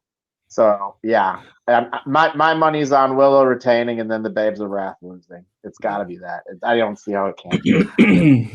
I'm at the point where whatever is happening, I want them to do it and move on. How long is 0 hour? It's longer than an hour. Long enough for Ricochet to wrestle 20 guys. All right, so let me put this back on here. And while Byron is playing with the layout, see now how's that layout working for you, Byron? Huh? No, that's not what I did. The same layout. There it is. Yeah, I dig that one. I kind of dig that one. Maybe. Anyway, it's good enough for government work. So, Brody, the breaker of chains, in a little cultural appropriation there, getting his roots on. Brody is now the breaker of chains as well as the. I think it would have been savior really of Latino peoples. I think it would be really inappropriate if he had been the other way around, though. Well, I mean, if we're gonna do it, we got Hangman Adam Page is the only guy who's allowed to cut Spanish promos. Brody King is the white savior of us from ICE. Like, why shouldn't Swerve actually get to be the breaker of chains instead of Brody? He's already got his gimmick. What do you mean? Brody's very nice. What do you mean, Adam El Güero? Yeah. Yeah. Anyway, it's Brody versus Swerve. They're gonna do bad things to each other. Is this a no DQ match? This match actually has rules, it looks like. That'd be so dumb if they had rules when they're supposed to be the gimmick is the most dangerous man in AEW match. It doesn't say there's any stipulations on that thing. I'm looking at it. I see no stipulations. Whoever's a stipulation match, it does have the thing on the top, right? You see any stipulations in there? Wow. So whoever gets DQ'd first. Just punch the referee. Be like, I win. I'm the most dangerous. I got DQ. Maybe this is the match to determine, or this is just them having a chat to determine what stipulation they're going to have at the next pay-per-view. Oh, well, so we didn't give our prediction on the Tony Storm thing. Who do we think is going to win the Tony Marina match? I said Marina wins because that way Tony Storm can go home. Okay, I agree. Anybody disagree with that assessment? Yeah, you know what? I want to see Tony win. Like I think the assessment's right, but I hope Tony wins. I think Tony's gonna win. Tony wins all the time. What's the yeah, cool she's thing a about it? She already won like twice in. I like her on my screen. Hey, man, Stone Cold won all the time too. What's nothing wrong with seeing him win again? We've been waiting for Tony to take some time off to lose and take time off for forever. But do we want her to? Just because we know she should. I don't. I know. I mean, like, I think she should. It makes sense. But, like, do I want Tony Storm off my TV? No. I love Tony Storm. She can wrestle twice a month, whatever. Cut promos. Just be on TV every week.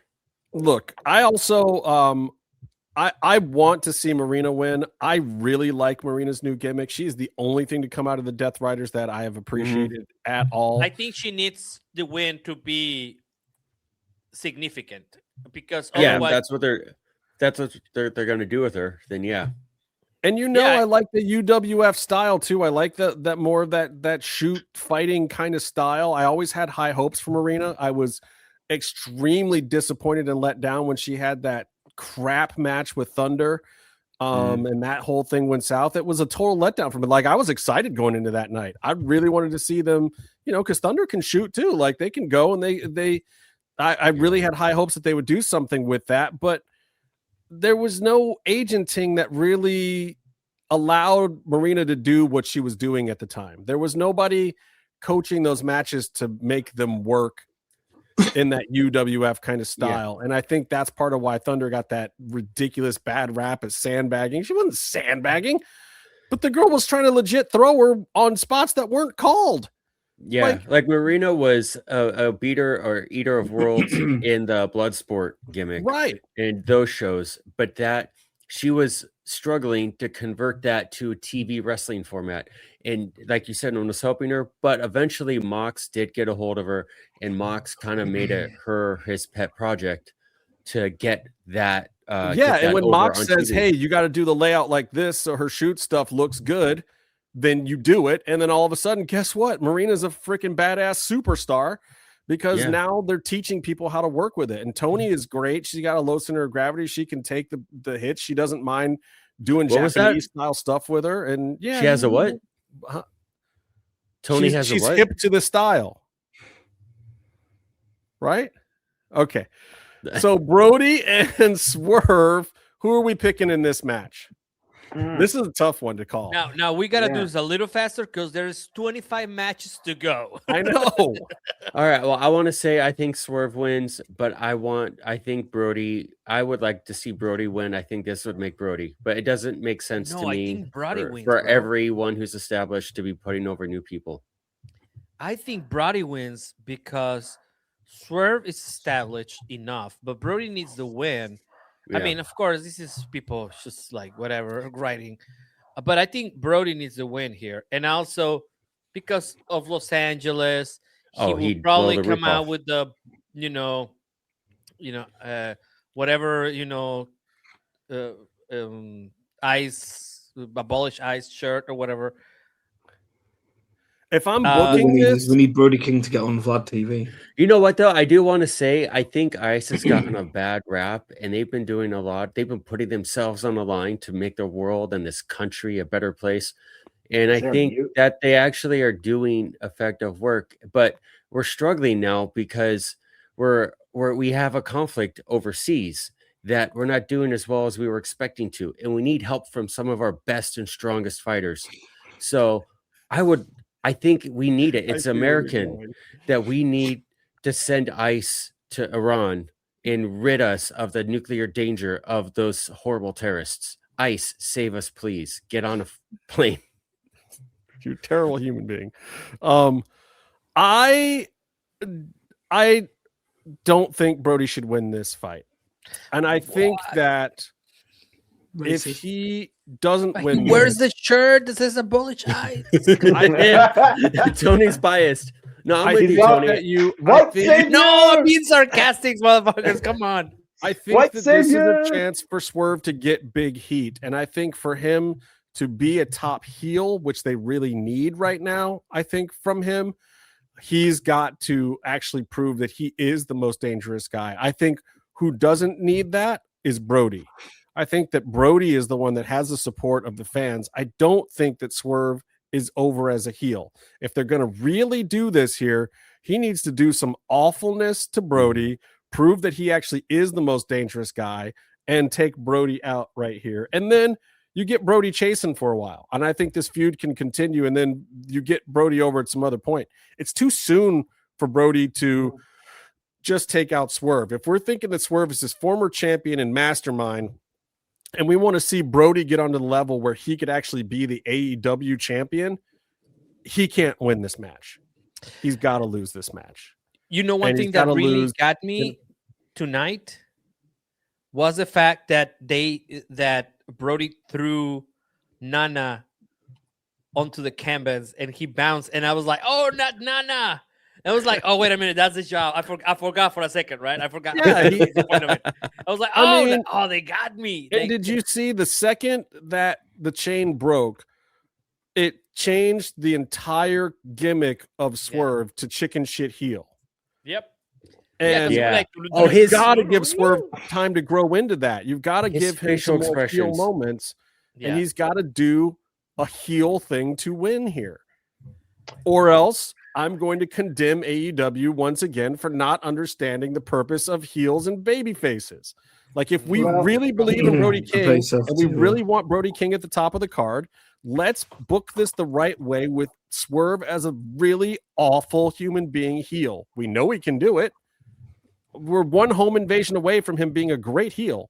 So let's just pull the trigger here. That's my call on that one. So we're 50-50 kind of split on this. I got Swerve on it. You got Swerve on it. The deciding vote then. Yeah, I think I got Swerve on it, but like, because I think you're right on that to some extent. And sometimes the moment is actually him losing in his hometown, right? Like, that makes him more like, they talked about it. That's what they used to do in WWE. Is they always used to break your. Yeah, you got to break their hearts sometimes, you know. And this is a good heartbreak moment. And like you're saying, if you're trying to get Swerve heat, if you want to turn him heel, having him do some heinous stuff in like Brody's backyard too also helps with that, because the crowd is going to probably turn on him a little bit. Swerve's going to come out in an ice uniform. I was going to say, you stole it from me. Got fired. Like, that's too far. Swerve is gonna come. No, because he only has to come out with like something on his face and green tactics. That's it. That's all. Like green fatigues. That's all. Yeah, some Nerf guns. That's all he needs. Yeah. All right, got to move on here. We got the Kissing Bandit versus the Kissing Bandit here. Andrade El Idolo finally actually making a gimmick out of the El Idolo thing. That only took 6 years. And Bandito in a brown on brown crime match, which I hate. I don't want to see these two face each other. It's called Lucha Libre. And I don't want to see them face. I don't want to see these two face each other. I absolutely believe Andrade has to win this match also. Yeah. I don't know at the same time, Bandito Andrade should win the match. He's been on fire. I think and they need to make him win. Go ahead, Brent. Sorry. They both need to win this match. Well, they both do. Andrade needs to win the match because they're trying to establish him as a legit threat. I think so. Andrade needs to win the match because Bandito is he's a good hand, and like he's going to have his time. Stuck in the mid card forever. Bandito just got a world title run for Ring of Honor, and he just got a little world title. That's my point. MJF. So like now, but yeah, are we going to do that with Andrade? Is he going to get his MJF match? We don't know. How old are both guys? Old enough to wrestle. But Andrade's the more interesting character right now. I mean, Andrade's doing good work in that company. I don't know. Yeah. I don't know where you go with this. I just feel like, Andrade, he's new. He's back. If you're going to do it, if you're going to actually have Andrade here this time, you got to give it a push. You got to actually see where it goes this time. But this is also why I hate the fact that he's facing Bandito, because with where Bandito just was, it's like you're going to put him top of the card adjacent, then he should be getting the win if you're really trying to solidify him at the top of the card. But Andrade's not the guy to do it against. I don't think a win over Andrade. Sorry, my English is failing me right.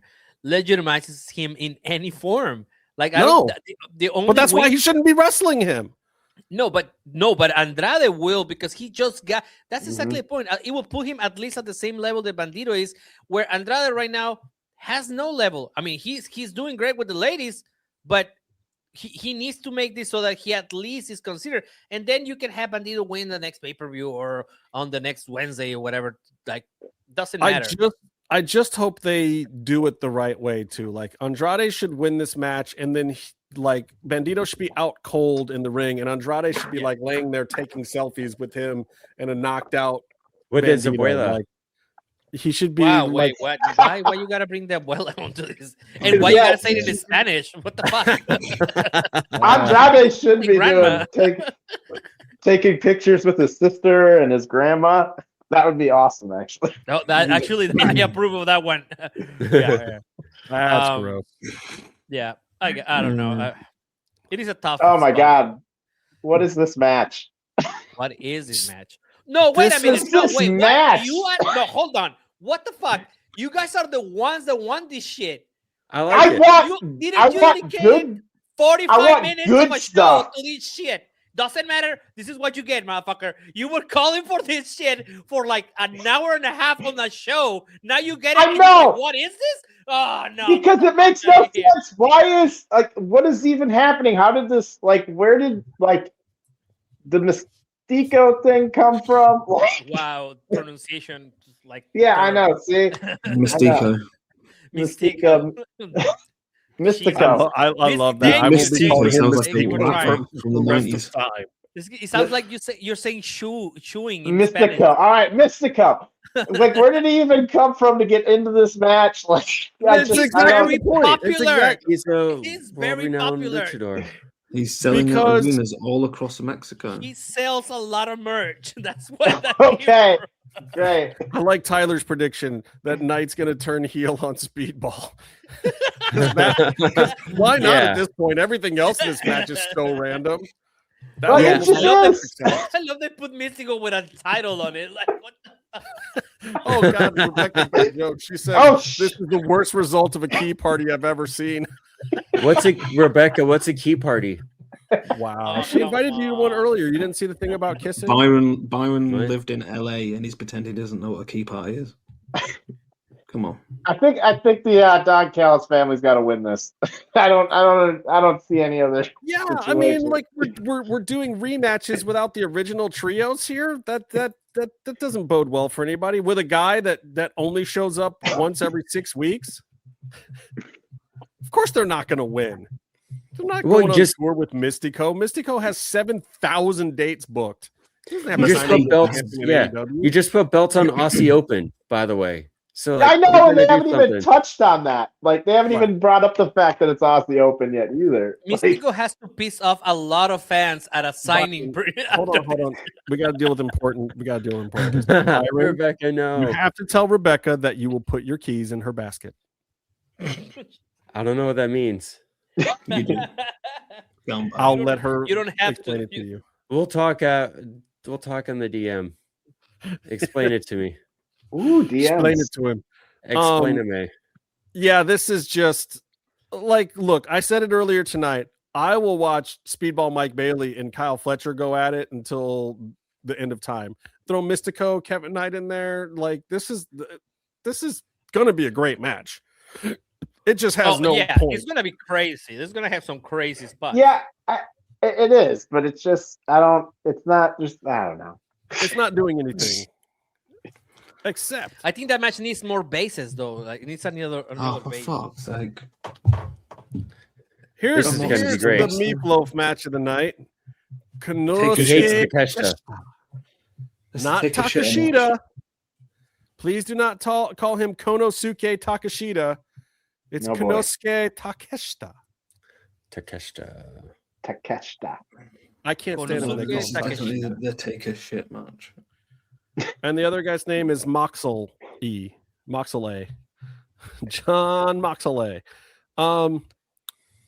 John should have retired 15 years ago, Moxley. Jeez, that was first of all, a baby then.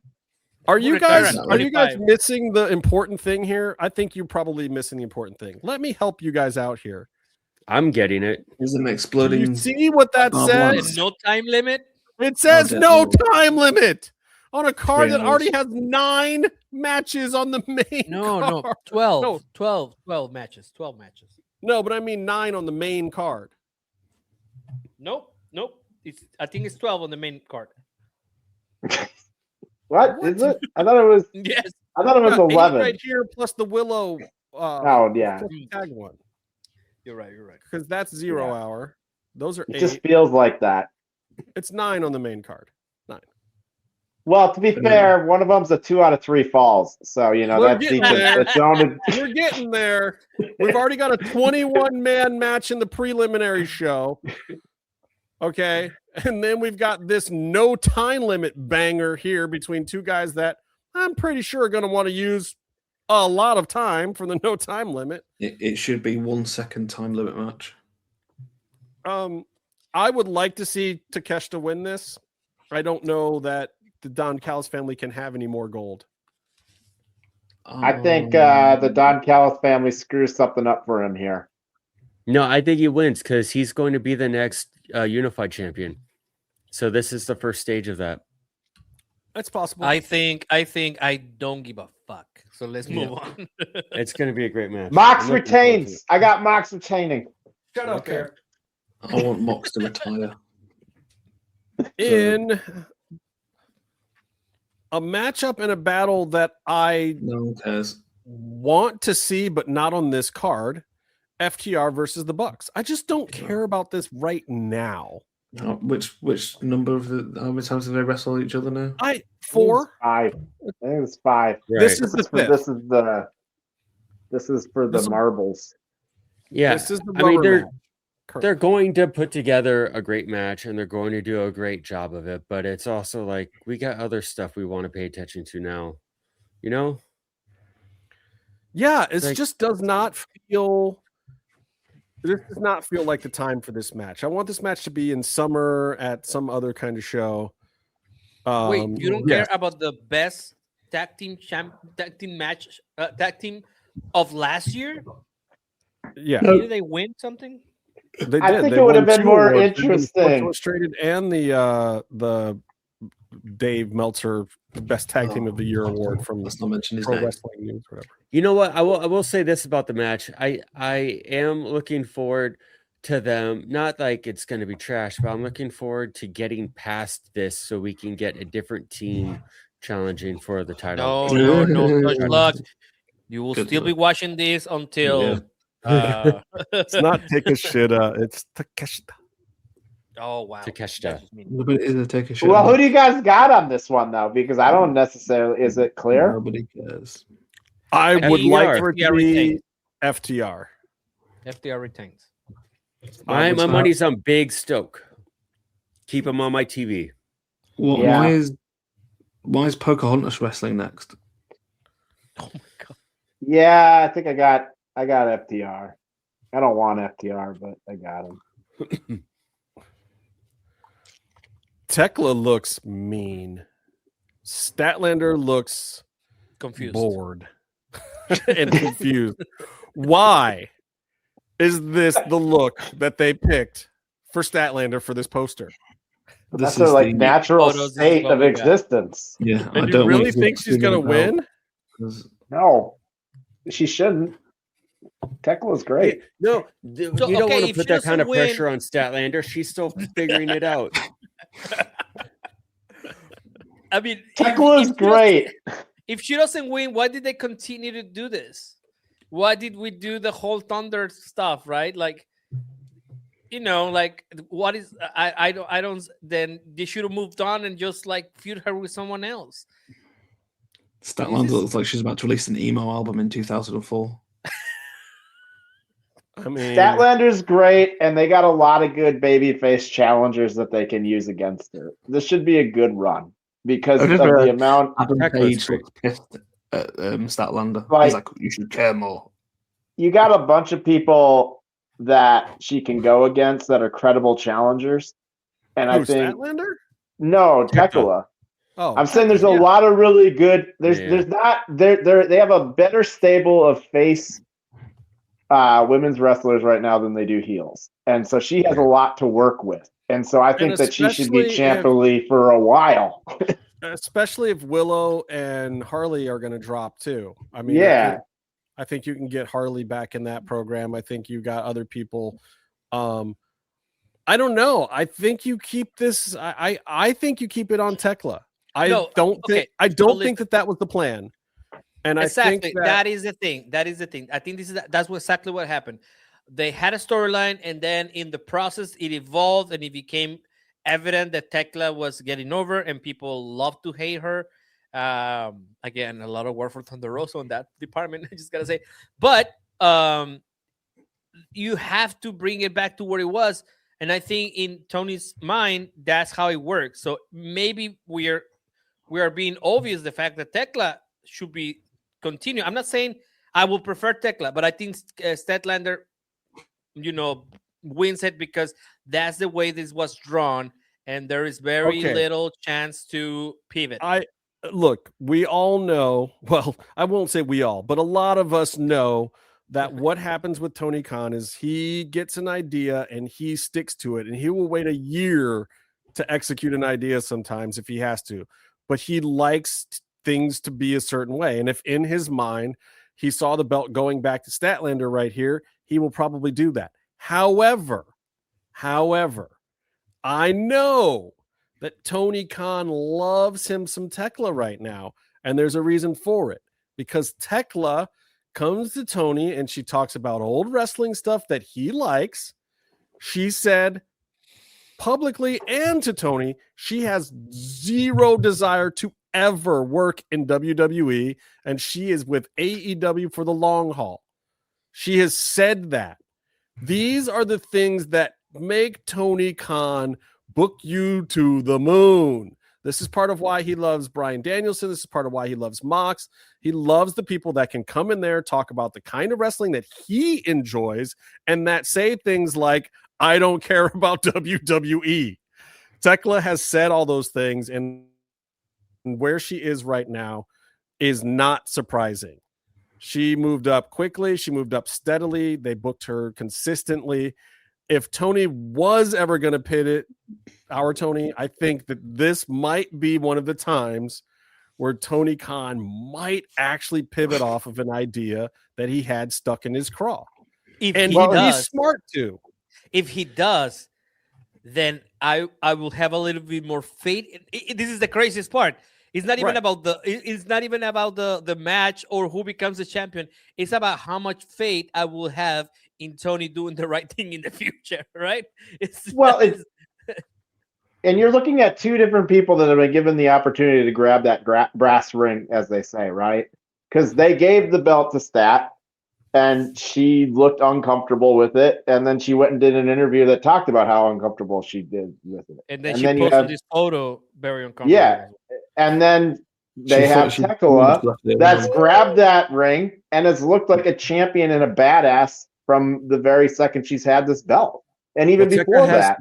Tekla hasn't figured out. Like she's done this in Japan for the longest time. She like for a year or two before she came to AEW, she was revamping her gimmick, her character in Stardom to be what we see today. And she left Stardom firing on all cylinders. She lost a match where the owner of the company fired her like after the match in the ring on the show.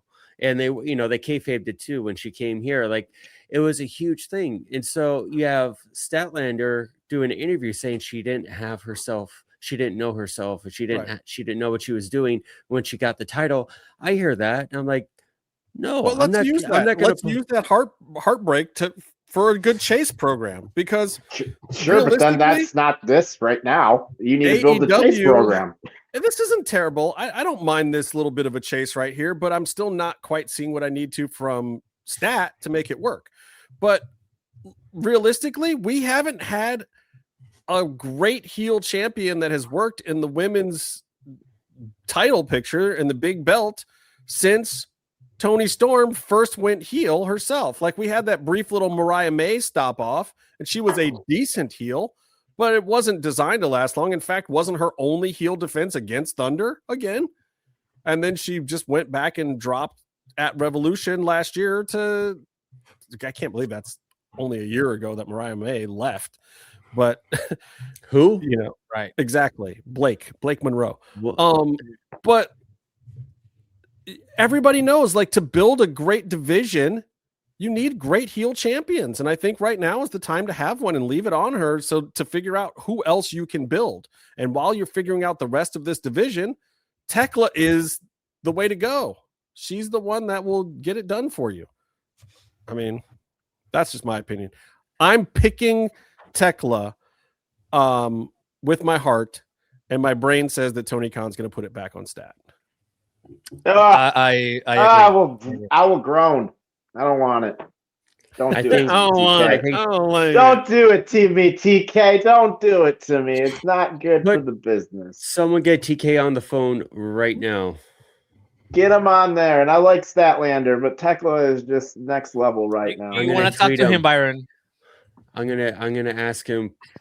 I'm gonna say, bro, please, I'll sir, bro, sir, bro.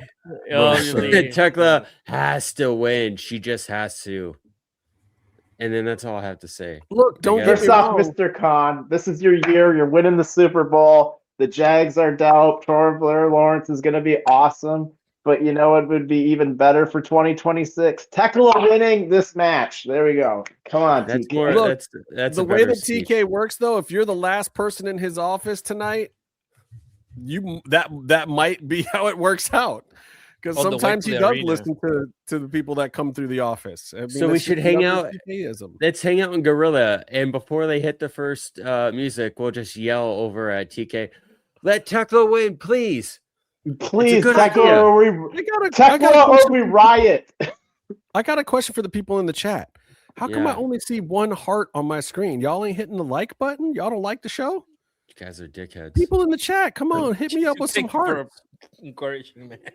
Give me some hearts. Make me feel like I'm doing something over here, man. Where's the hype button? Come on, who's hyping? I'm gonna tell you why I like this headlining match. It's not because I'm a big fan of Hangman Adam Page. I am a fan of MJF, but his shtick gets a little whatever after a while. I like this match because I genuinely cannot tell you who's going to win. I can't tell you how this match is going to go. I have absolutely no idea, and thusly I'm invested in watching it just to see how it pans out. The Cody clause makes me feel like, okay, Hangman's got to win. But some of the other stuff, like the challenge from Andrade and some of the things that MJF has been setting up, like, why did we do all that if he's just going to drop to Hangman? So because of the Cody clause and because of the way that MJF has been booked or booking himself, I genuinely have no idea who's going to win this match. I'm going to pick MJF because I want to see MJF and Andrade for the title. Yeah. I don't know that that's going to happen. I really genuinely have no idea where this is going. Yeah, it's that stipulation. Actually, you know what? That's the Cody stip is actually working, isn't it? It's working this time. Son of a bitch. I will say this to Cody. I thought about this. I put some real thought into this. And I think I got compared to the fake thought he put into everything else, everybody. This no. This one's not he makes the thoughts. Jared bullshitted the last 2 hours and 12 minutes of the show. Now but this one I put some deeper thought into. You know, I think the Cody clause is also different than it was when Cody was here for a few different reasons. There's so many more belts now that they try and make legitimate, you know? So, like, you know, I mean, like, he has other options. When Cody was doing it, it was like the TNT clause. It was the TNT title, and that was it. He's either going for the TNT title because he couldn't go for the world title. But now there's, like, way more titles that are pretty prestigious. So I don't think him necessarily not being able to challenge for that hurts his situation as much. And I also think that they can use that stipulation to, I don't know. I think Hangman is more interesting with it because does he like make a heel turn to get it, or is there some other? How do they write themselves out of it? Because I do think Hangman would be more open to the idea of getting written out of it down the line than Cody was per se. Well, I'm gonna choose MJF because of Adam Page. That's it. You just don't like Adam Page.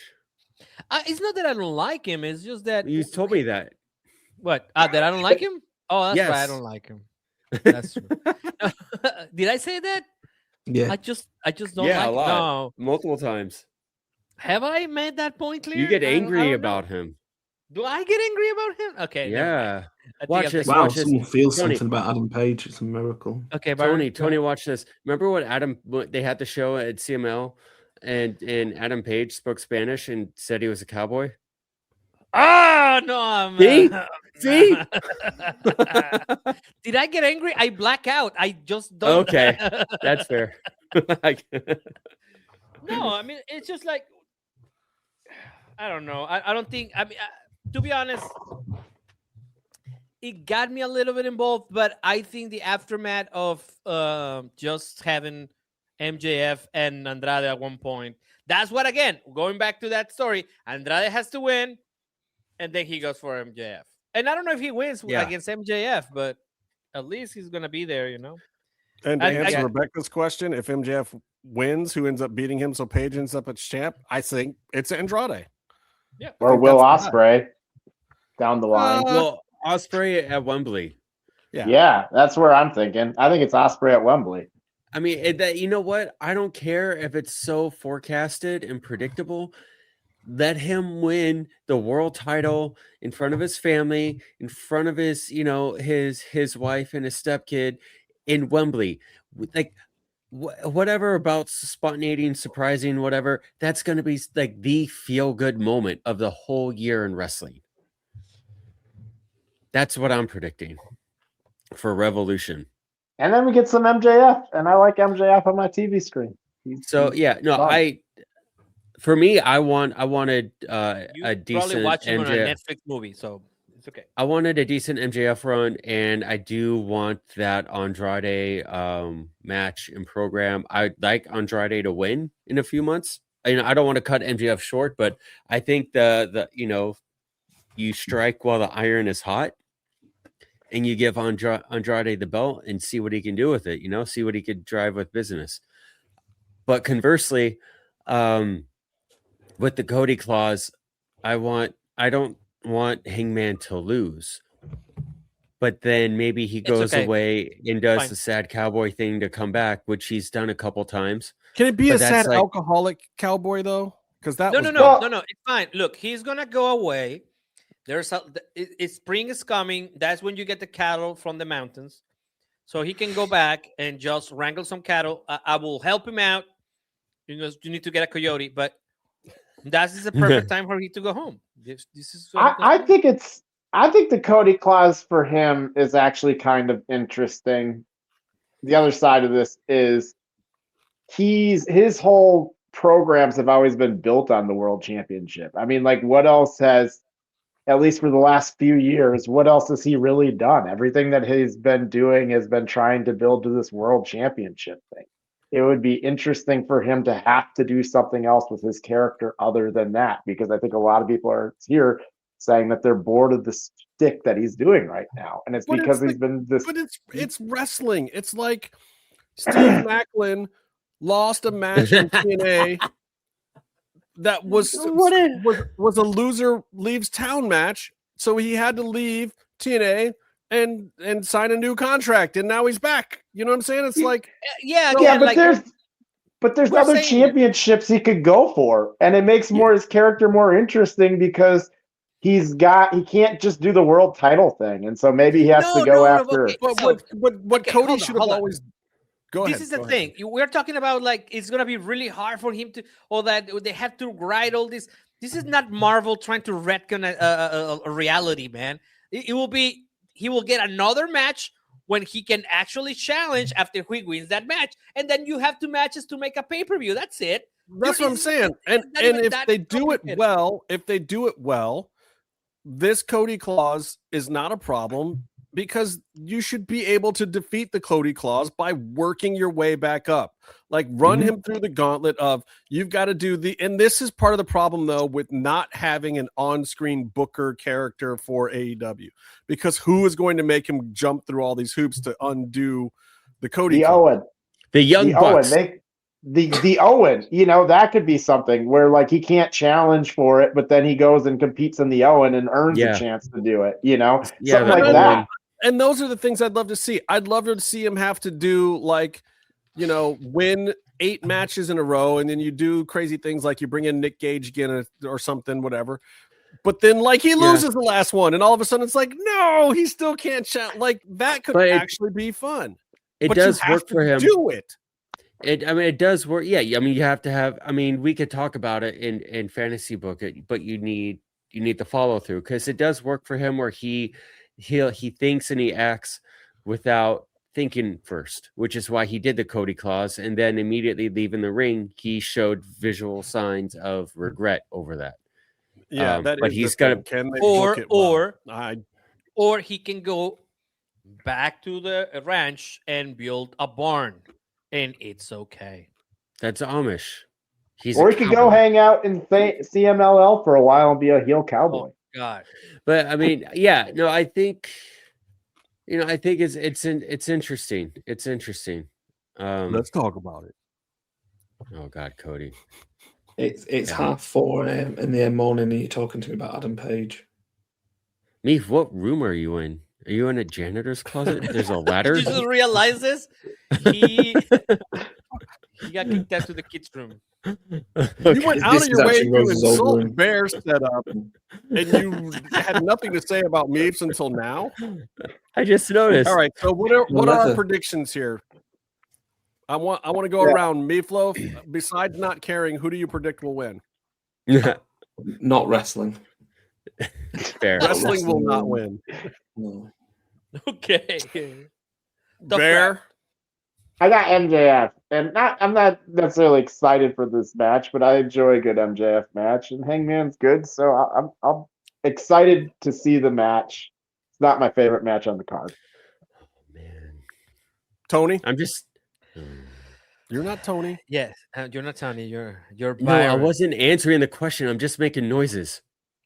Okay, you get angry. It's not me talking about Hangman Adam Page. You're smangry. You hate him, and he's my hero. Okay, that wasn't me. What? I think I did it by mistake. I'm going with MJF because it makes more sense to have him continue with the belt unless he's got to make, I don't know, Waterboy 2, which they are making. Yeah. So the weekend later on have Andrade Mil Almas, El Ídolo, El Mil Muchachas. beat him for the title later on I don't know, some summer pay-per-view. Aaron, I have to agree with Tony on this. I mean, I'm kind of right now envisioning myself being sad at the Staples Center on Sunday evening. At the end of the show, seeing Hangman lose, that'll be a bummer. But you think about what's next. What is the next step? And in terms of storytelling, it's interesting where it goes when see you on Sunday. Oh no, but you won't see Byron on Sunday. You will see Danny on Sunday. So Byron's at the actual event. So we're gonna have Danny come by and hang with us for our watch party, not along. Our watch party. We're not old. We're cool. Hip. We do watch parties. Yes, we're going to have a party. Like a teenager. We're inviting a lady to the party this week. Cigarettes. So be on your best behavior and dress appropriately, gentlemen. Everybody on a tux. Meef, put on a clean shirt. I'm at work. Clean yourselves up. Come by here on Sunday. We're going to start about a half hour before the show, or maybe sometime just in the middle of 0 hour. But before the main card, we'll start. Midday. That'll be fun. It'll be fun for you guys to do a 20-hour watch party. You know what, guys? I have the catheter set up. It's all good to go. Shifts. There's still, hold on. There's still a collation left. So on Saturday. So they're taping it right hard now. Subject to change. They could add another 5 matches. Well, Danny, I hope you're prepared. Bring snacks because we're going to be in for the long haul. Like we'll teach you how to turn your camera and microphone off when you have to take a break because it will happen. Get up, stretch. Yeah, we're really excited. And also, Danny's episode is doing great. So if you guys haven't watched the interview we did on our Sunday sit-down series with Danny, please go and check that out. It was really fun. We had fun chopping it up, talking about wrestling and honestly, a lot of the Mexican perspective on WWE. It's also really cool to talk to Danny because she is from a different generation of wrestling than the rest of us. In that she really came into loving wrestling during the PG era of WWE. So it gives her a very unique perspective that the rest of us, I think don't have. And in fact, I was barely watching WWE at the time at all. And that's like her bread and butter. So go check out that interview. It's worth it. There's thousands of people watching it, and you can be one of them. So, Danny, yes, we will see you on Sunday. Which is a great segue because Tony was telling me, like, hey, make sure you plug that Danny's going to swing through. Yeah, it's not like I texted her to drop by or anything. Yes, come and hang out. Yes, Coma digs it. So this pay-per-view, AEW pay-per-views tend to be good. Mm-hmm. Is this one going to be good? Danny says, I already got my sleeping bag.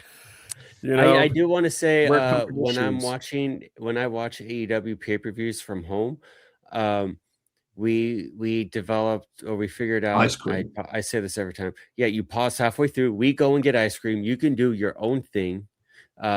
But it helps You have to pause to it and have go an get ice cream. intermission.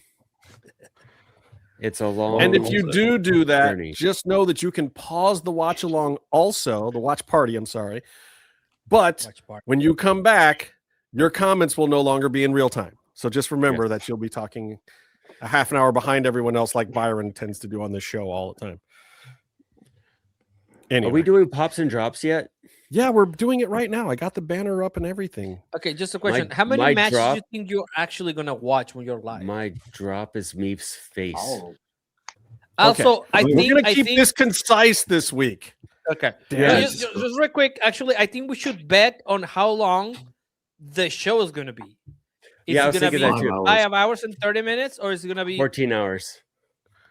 Well, the over under is 5 hours. Is it going to be over 5 hours or under 5 hours? I think we did one that was like 5 hours, right? Because it was like 1 a.m. in here in Mexico. Yeah. Yeah. We did one that was 5 hours long with 13 matches. Yeah. Tony loves this overrun.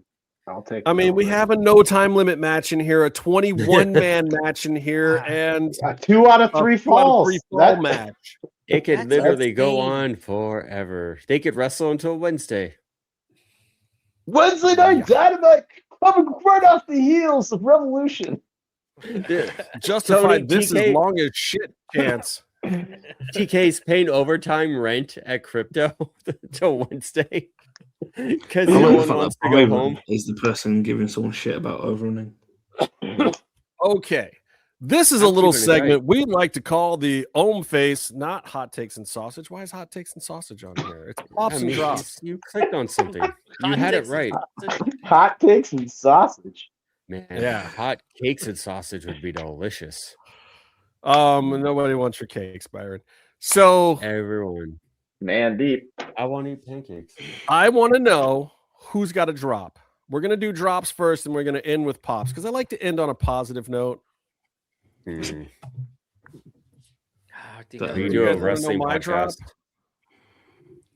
I guess you have to do your drop. Who's do? I have to do mine. Mine's not ready yet. I have to. Who's going to do the sex pest at the Eve show?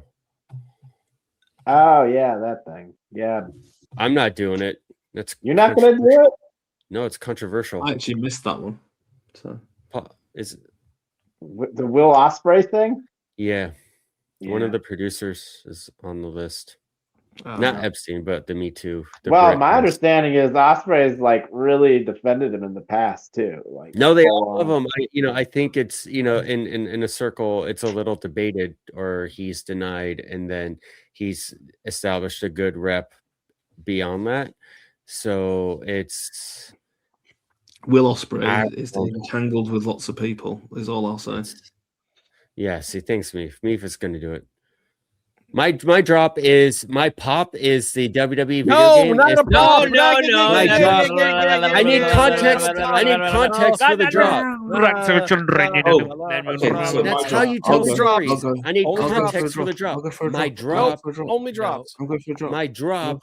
Okay, drop. My drop is the WWE video game being turned into Fortnite with the ringside pass, where you pay money to unlock a tier. Then you have to earn points to unlock the stuff you paid for. And so they make you, it forces you into a situation where you have to grind, and you have to do like the same match where you drop someone out in 2 seconds, a degree match, drop someone out 2 seconds, and then you level up to level 40 so you can unlock everything you paid for. And then today they released a patch that stops you from grinding to level up. And it's like, you made us with the ringside pass. This is just a wrestling game. Don't do that type of bullshit. Fuck you. I don't want to buy another video game if it's going to be like that. Drop. I'm not. Who's Is it next?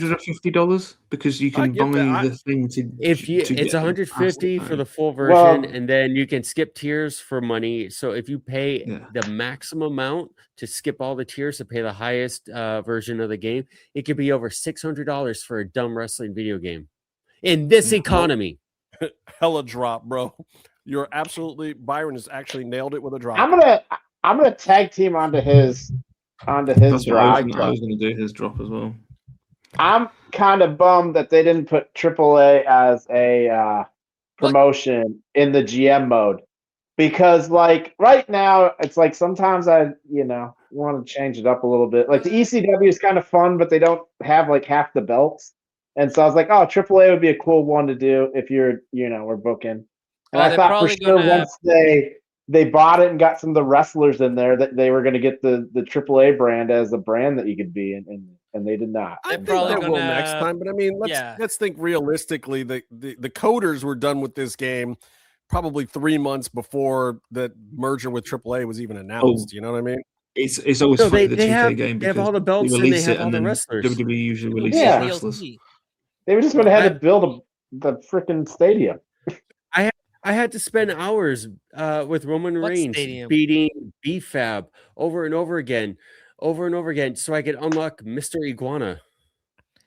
Wait, so what do you mean stadium? We don't have stadiums in Mexico. It's all, whatever, the arena. It's all mud pits and whatever. It's all mud pits, according to Liv Morgan. Well, wherever not me. I'm on your side. Meatloaf, do you have a drop? Because I know there's lots of things you don't like. Refereeing standards in football. No, I was gonna say, but in wrestling, brother. Okay, in wrestling, it would be the general state of everything. It's getting. I didn't think it could get worse. Good drop of the week in wrestling is wrestling. Yeah, I didn't think it could get worse. And then you flick on I mean, at the minute, I'd rather watch the news. Ooh, to cheer myself up. Oh, damn! Okay, that's a little extreme. I can tell you what you'll see on the news. It's me standing on the corner begging for change so I can buy gasoline for my car, and I live in Cleveland, not even in Los Angeles. I don't even know how you could do it in LA right now. Byron doesn't leave the house. Why is your gasoline so expensive? I don't know, because they close the entire strait that all the gas goes through. And they're bombing the shit out of all these refereries. It's because the envoys. And we forgot to finish taking over Venezuela first. Yeah, we left there. That's America, there. Right? We left without taking the. You didn't follow through on your invasion. We're so happy. Dear God, I don't want to even. When was the last war America ever actually won or finished? So, America. It's not even against the British, because the French did that. So, coming to save the whole mother world, yeah. I mean, saves a stretch, isn't it? Saves a stretch. Yeah. I have before we do any more drops or pops or whatever the fuck. I have to. Oh, you're gonna laugh at this, Bear. So by his lordship, the Count of Brisbane, Comatose, has asked me to. It's Brisbane. Pass on. I don't know the name. I'm fucking with. Brisbane has asked me to bring on the next Shui contender. Challenger, yes. And it is Bear's time to do a Shui during the next pay-per-view live stream that we have. So there you go, man. You're going to go and have to find some, I don't know, because I did it on a boot. Now you're going to have to go and find a work boot or something. I'm going to have to go get a rain boot. I'll send you one of my old hockey skates. Wait a minute, I've got to give Bear advice on this. Minnesota. It's a duck boot, obviously. I've got to give him Das advice. boot. It's Das really Boot? important advice. Das Boot. The Australians, have when to you do a get one of shoey, those Wolverine boots that with the laces. So I don't know. You what are mean? when I know, I'm you on do a the shoey, list. when you do a shoey, you have to get some authentic Australian alcohol. So Foster's is the best. They'll really appreciate it. It's Australian for beer. Yeah, exactly. Literally. It's Australian for beer. It's their Yeah. favorite beer. We all It's the grew most up in the authentic 90s, apparently. Australian thing, and it would be really respectful of you to be culturally appropriate of you to drink Foster's for them. If everything goes I well, don't 2 pay-per-views know from if Coma now, agrees with you. But he's Daniela laughing at least. could do it out of a shoe too. Could do a shoey too. Yeah, that'd be All great. right. Tony, Well, we'll Tony, figure. what's I your got drop? a few days to figure it out. You got Yeah, a couple you days go, to figure it out. Yeah. Tony, drop. The AAA Women's Championship belt. Yes. I have to. Looks like I it's have, been dropped. I have to say it. It was really bad. And also the CMLL commentary on the women's program, only program. It had a lot to work. The matches were amazing, and at times I did not even put it on the audio because. Sorry, Wow. ladies. You got to keep going. They got to let you work normal shows, not so you only there once every year. Come on. It's not on the ladies. It's on production. Can I tell you my drop of the week now? I got to tell you my drop of the week. No, stay calm and stay in the mix. You son of What? This is my drop of the week. Can you put it? This, as if it wasn't bad. I can't. It's just however it's on there. As if it wasn't bad enough that Gina Carano's married secretly, which actually I'm kind of okay with. But like I knew Miles and Stephanie were seeing each other, but now they're like kissing on camera. This isn't going to make money for anybody. What's Booker T going to do? We, as wrestling fans, as male wrestling fans, we need to know that Miles Bourne is single. Good news for you. Good news for you today. This is breaking news. If we're on this one, Liv Morgan and Bo Dallas just broke up. So Liv Morgan is back on the market for our Real Housewives of Wrestling. She's with Dom. Haven't you been watching? Wow. Yeah, and Dom's wife booked that. No, I did think it was. I thought it was cute and funny because, of how they speak. And I just thought that this would be my drop of the week. What do you mean how they speak? Is this an accent problem? Is that what we're talking about? No, I mean she's got kind of a higher pitched voice. No, but I do have to say this, and anybody who knows me knows that I really, really think that when you're in the entertainment industry and in the entertainment business, you're better off keeping some of this stuff a little more on the DL. Like, yes, Liv and Bo were a thing, but how often did you see them? Not that Never. often. Lola and Damian, little more. But like Steph, you're really getting popular right now. Miles, I'm sure, is a great guy. He seems super duper awesome. But at the same time, this is not the kind of thing that helps you sell t-shirts. Just saying. This is not the kind of thing that you really want to do when you're trying to move up the ladder. And I've expressed this to other wrestlers of like, you might want to keep your stuff a little on the DL. I know you want your significant other to feel appreciated and seen or whatever, but if they're really down for you, if they're really you're the Clyde to your Bonnie, then they got to understand that the way the business works, you don't necessarily want to be putting your business out like this. So this is just a drop for me. Steph kissing Miles. Now, the other half of this drop is that the America's just now finding out about her situations with her ex down in Mexico. Yeah. How did it take that long? That's crazy. It's crazy. We didn't talk about it on that super famous interview that she did for the taco block because it was very fresh. So we just didn't talk. At that moment, I don't think she could because that is the most widely known interview until like recently other stuff has come out. And maybe that is the problem. Is because that is the interview that most Americans watched to get to know Steph, and it wasn't talked about then because wasn't he still in jail just getting out at that time? Yeah. So at that moment, so the only reason why he's free right now, I believe. What? Weren't the protests happening or the marches happening at that time? Yeah. It was a culmination of things, but the reason why he's free right now is because she's not in the country. So the guarantees of her freedom. So you can have your, like in any other country, if you pay a fine, you can, or a bail, you can have your court date. You can wait at home for your court date, right? So the only reason because she's not present in the country anymore. So of course they argued she's not here. Why is my client in jail, right? What is he supposed to be afraid of? So that's the only reason. But the process still is going on. And at that moment when he was in jail, and I don't know, man. It is very strange. And for those who don't know, we don't have to get all the way into it. You know, Steph had a kind of an abusive relationship with her previous boyfriend, and he was kind of brought up on some charges.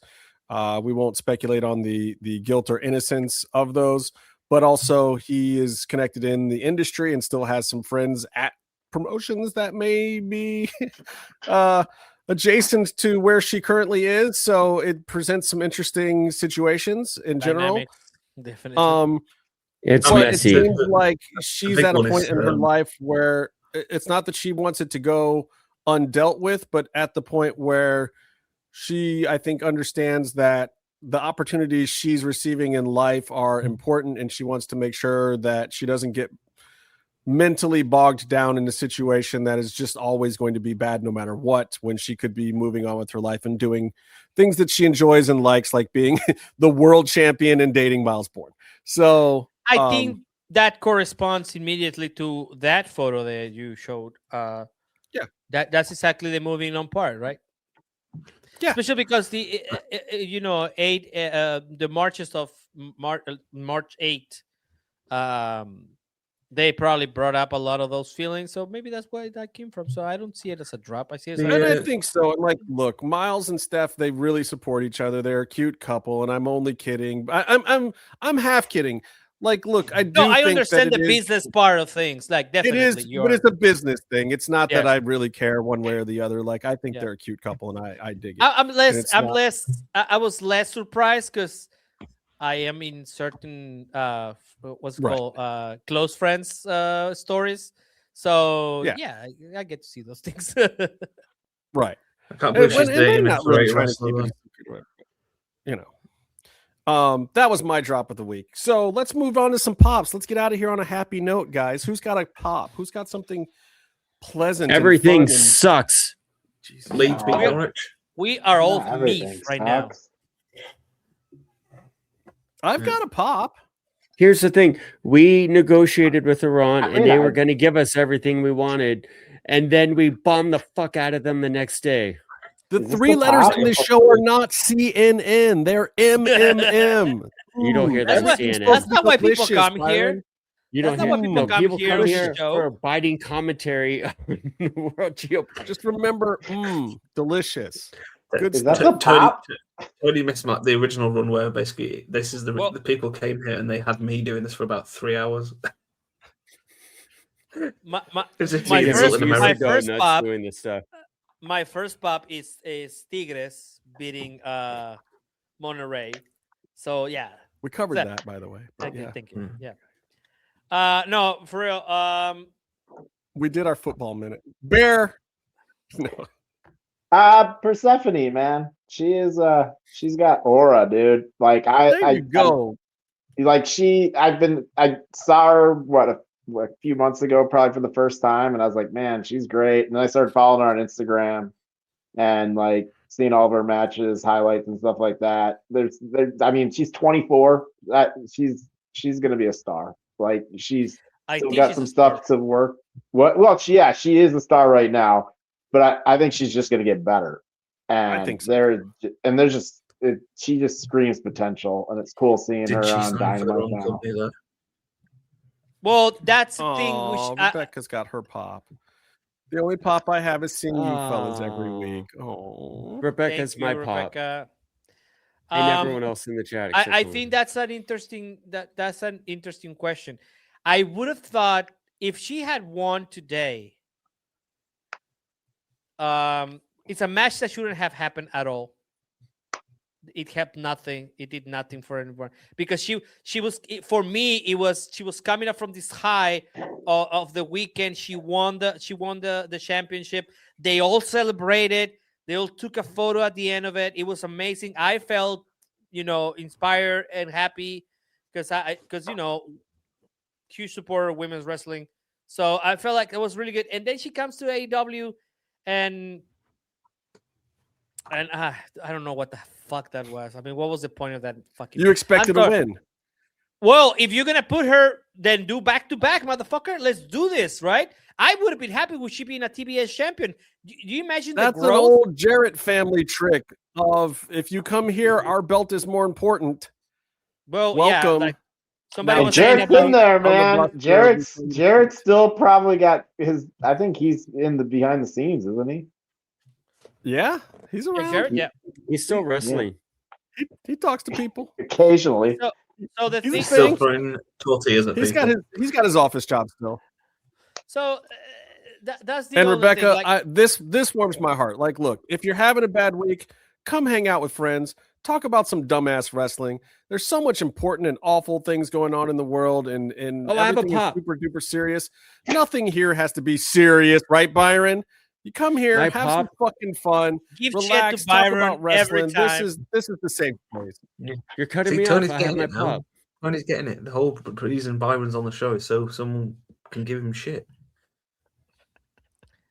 So anyway, my pop is every bad thing that happens to me.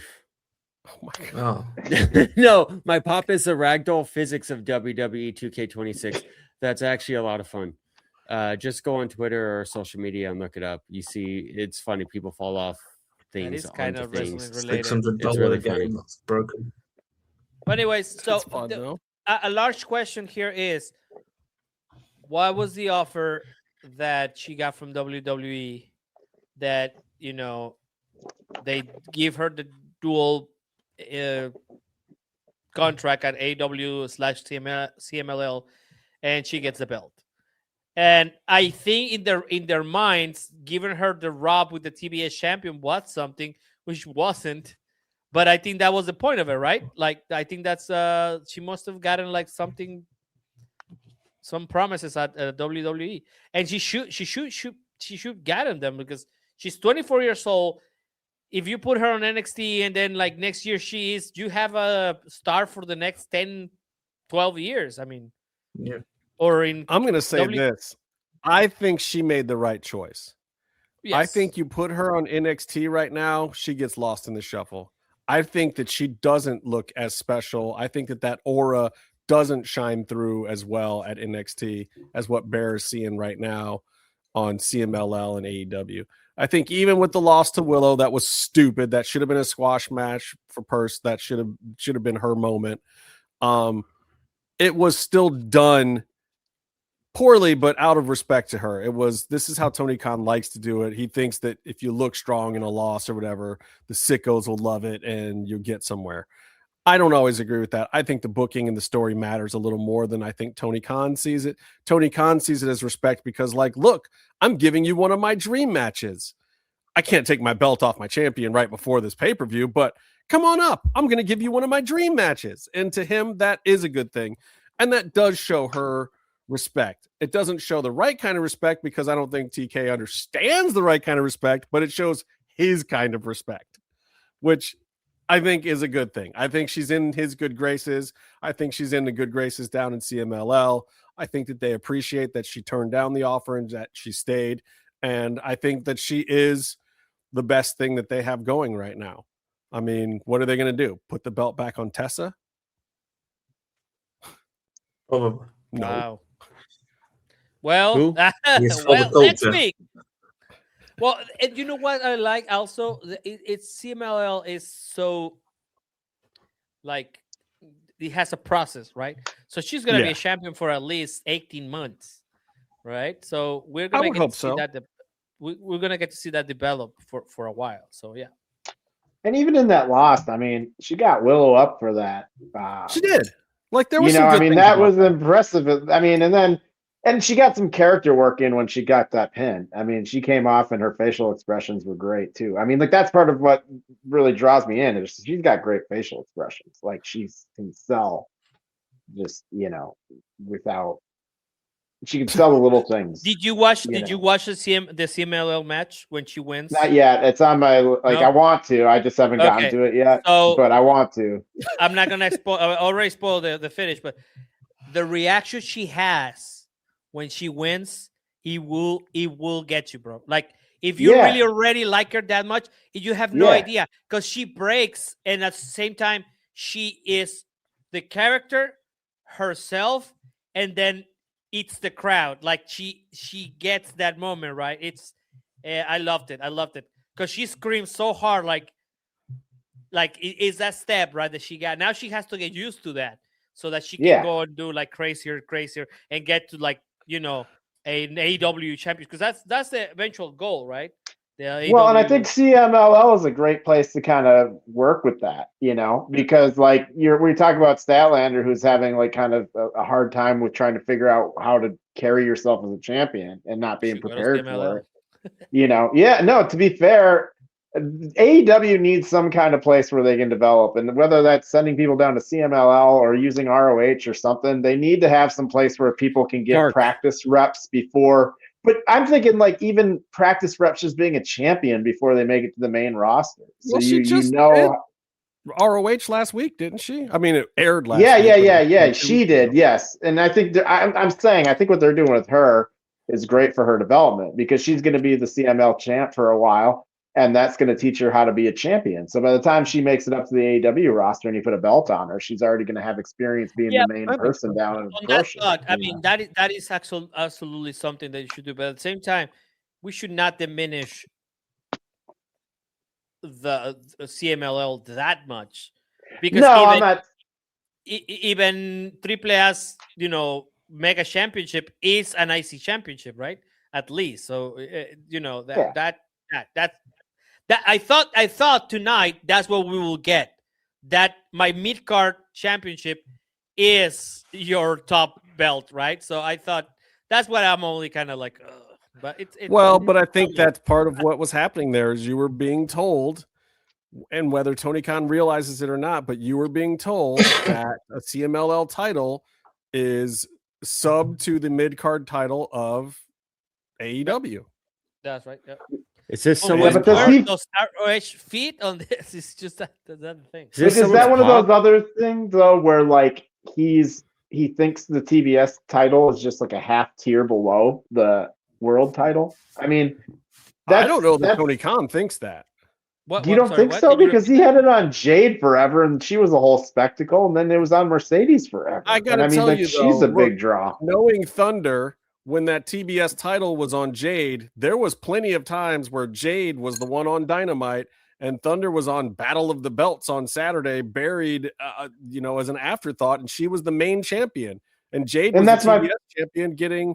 That's what I'm saying. So to TK, I think TK sees a belt as a belt. And I think at times he loses sight of the fact that belts should have a little bit of hierarchy to them, or else your main belt doesn't mean no. They absolutely should have, because it's supposed to be the basis of your organization, that you even have to bring, wins or losses. So that's also, you have in other sports. There was a couple of times where Mercedes headlined over Tony when Tony had the main belt. And it was part of the problem with when Statlander got the belt was that Mercedes still had the other belt. It's a little bit of an issue, but at the same time, I think he's also saying that whatever you want to do, my belts are still more important. All right. I think I gotta a pop You have situation. a whole nother section for us to do. No, It's I'm 3 just hours. finishing my pops. I haven't done We're my still on pops. pops and drops, and we're complaining about CML titles. I haven't finished my pops. So my number 2 runner-up pop. You have 2 of them. We're in Byron I this got week. 3 of them, but only My one's God. my main pop. My runner-up, Fletcher Speedball. That's all I got to say. Loved it. That was great. Great. I could watch Fletcher that. has a forever. great Michinoku driver. Byron. No, but this is the whole point. It was one of those moments where I forgot all the bad stuff and the bullshit for a few minutes, and I sat back before we were getting ready to do this. I wasn't looking at my notes anymore. I just enjoyed wrestling for a few minutes. It was great. Loved it. The other one, which I thought Tony would get to, but didn't, but it's a runner-up for me, is I was stoked to hear that Thunder Rosa is going to do Gringo Locos, the World on Lucha in Vegas during WrestleCon week. That's super duper great. That's an awesome show. It almost makes me sad that I'm not going to WrestleMania this week, but I think for the people who are, make sure you go to the show 11 a.m. Thursday on that WrestleCon. And make sure you get there early. This show is I'm not saying I know the order of the matches, but make sure you get there early if you want to see Thunder Rosa.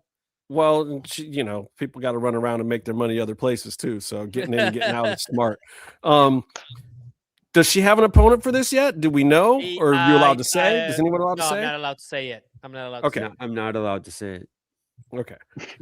Anyway, that was my runner-up pop. I think that is going to be a really good time, and happy to see 2 friends of the show working together, and for Thunder to get on a GCW card. That's not something that I know, man. I for a second there, I thought it wasn't going to happen, but it has. Yeah, it's great that it worked out. And it's cool that she's getting to go out there too, because I know she makes real good money if she sits at a table at WrestleCon. So hopefully she's sitting down, and if she does, go talk to her, because she's almost Jeff Hardy level if you go do spend some money at her table. She just doesn't do the thing right because she doesn't coordinate that. Have you seen the videos when she tries to do it? She's supposed to be like this, and she always does this for whatever reason. She has some weird gaps in her brown people-ness where you think she's gonna have some soul, and it's like soul missed you on that one, Thunder. What happened? But my real pop of the week. Sometimes you got to admit when you're wrong, folks. Sometimes you got to eat a little crow. Thank you. And here at the MMM show on Pops and Drops, sometimes somebody deserves to get their flowers who you have completely dismissed, ridiculed, and told to leave the entire business because they suck ass. I've been waiting for this day for a long time. So, Byron, I know how you appreciate validation. Yeah. This is not for you. This is for Kalani Jordan. I have in the past hated the level and style of physicality that Kalani Jordan has presented in her matches. I have just thought it was absolute weak sauce. The gymnast thing was terrible. The moves did not look effective. And it's like, look, when you're watching wrestling, we know it's simulated, but like, man, I was watching this UWF match earlier. That was what? Who was it? Medusa, and I don't even remember, but it's like one of these Japanese shoot fight style things. And I'm just like, yeah, I want to see more of that. And guess what? On NXT this weekend, which was a decent pay-per-view, by the way, Lola Vice and Kalani Jordan in the underground match where they take all the ropes off and they pretend to do MMA. And this is the style that was started in Japan with UWF a long time ago. That's kind of this pan-craze hybrid MMA thing. And we know it's a total work when they do it in the underground. But Lola, who is Valerie Laredo as an MMA fighter, was amazing. See, even Daniel agrees. It's a great match. She is a legit shoot fighter. She's got knockouts. She's got great MMA highlights. Go check them out under her shoot name, Valerie Laredo. She gets it. It's exactly what we were talking about with Marina earlier, that they didn't do for Marina. They didn't create a real way for her to showcase what she does. For this underground match, they turned the lights down. It looked seedy and grimy. You couldn't see the punches missing, but they were throwing for real, but not for real. And Kalani actually figured it out. She figured out how to do some shit that looked physical, that looked mean, that looked like she actually wanted to beat somebody's ass. For the first time since I've been watching this girl over the last 2 years, I was actually convinced that she was in there trying to fight somebody. It looked good. Now, Lola, of course, made her look great. All the credit really does go to Lola, but you need a good dance partner. And I have hated on this girl. I enjoyed that match. I thought they did a great job. It would have also been insane for her to win, so I'm glad she didn't win and Lola still won. She's 4-0 in these underground matches, and that should be her match. She should take that all the way into main roster. She should take it into AAA. Like, these matches work. She looks great doing them. She knows how to do it. The style is right for her. I love the whole style with the no pitfalls. It's either knockout or submission. It gives you a little break from the standard norm, and it was a phenomenal match. And it was just like the Fletcher and Speedball thing tonight. It was a moment where I, for 15 minutes, got to sit down and actually enjoy this shit and not just be looking at what was wrong. What were you gonna say, Meef? I just said Jesus. Yeah, I mean, like that in this life. Lord Savior. Every now and then, wrestling is still fun. Every now and then, I still like it. Bear still likes Persephone. I still like to see these underground matches and Fletcher and Speedball. Tony still likes the Tigres. Byron is still. Hey, no, I like AAA a lot. Actually, I'm looking forward to the Rey de Reyes pay-per-view. I think that's going to be. I got more of the week anyway, which was the return of Phantasma's proper finishing move, which is. As much as Mr. Iguana didn't want to bring his leg down, right, and get the double hook, because Stat does it, doesn't she? She does the single leg hook on the. She does a single tombstone. leg, but like Phantasma's is the proper and JD McDonough, whatever his name is, McDonald's. He stole Penta's finishing move in when he used to wrestle on the Indies. You should call him Big Arch. Yeah. From now on. I thought that would have been Justin's drop of the week. Would have been Finn Balor being turned on by his fellow Irishman. That is a ginger on ginger cake crime. But I told you before, my whole deal with Finn Balor is he means nothing to me. He's dead to me. I have nothing to say about Finn Balor anymore. He's dead to me. You not love him now? He's got a storyline. Love who? He's going to be the champion of Mexico soon. Yeah, I think so. I think that's what it's going to go. Well, then the interesting thing on that is what they're going to do with Big Kingo, because evidently they don't want him. I don't know. I don't think Dom is going to drop the belt.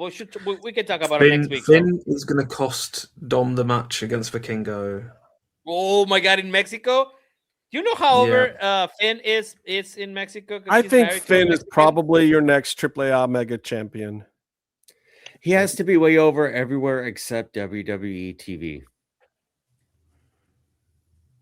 Yeah. Probably. Thanks, guys. Appreciate that. Maybe because of Danhausen's curse in the WWE universe, maybe Finn somehow wins the Mega Championship and then he'll fight Vikingo. That'd help Finn out in Mexico a bit. Maybe. So what you're saying is that we're never going to have a Mexican champion again, as long as, born in Mexico, because Dominic is Mexican adjacent. Yeah, but I mean, look, if you have a chance to put a name like Finn Balor on your title and then make, No, I'm all for it. Also, I think Wagner or La Parca or somebody else off of him down the line, that is absolutely the right call. I know, Danny, I was going to get to that point, but Justin did not let me finish. I know. He is Mexican because he's Justin is Mexican. My drop of the week. Let him finish. He is married to a Mexican, so he is Mexican. Irish demon in Mexico.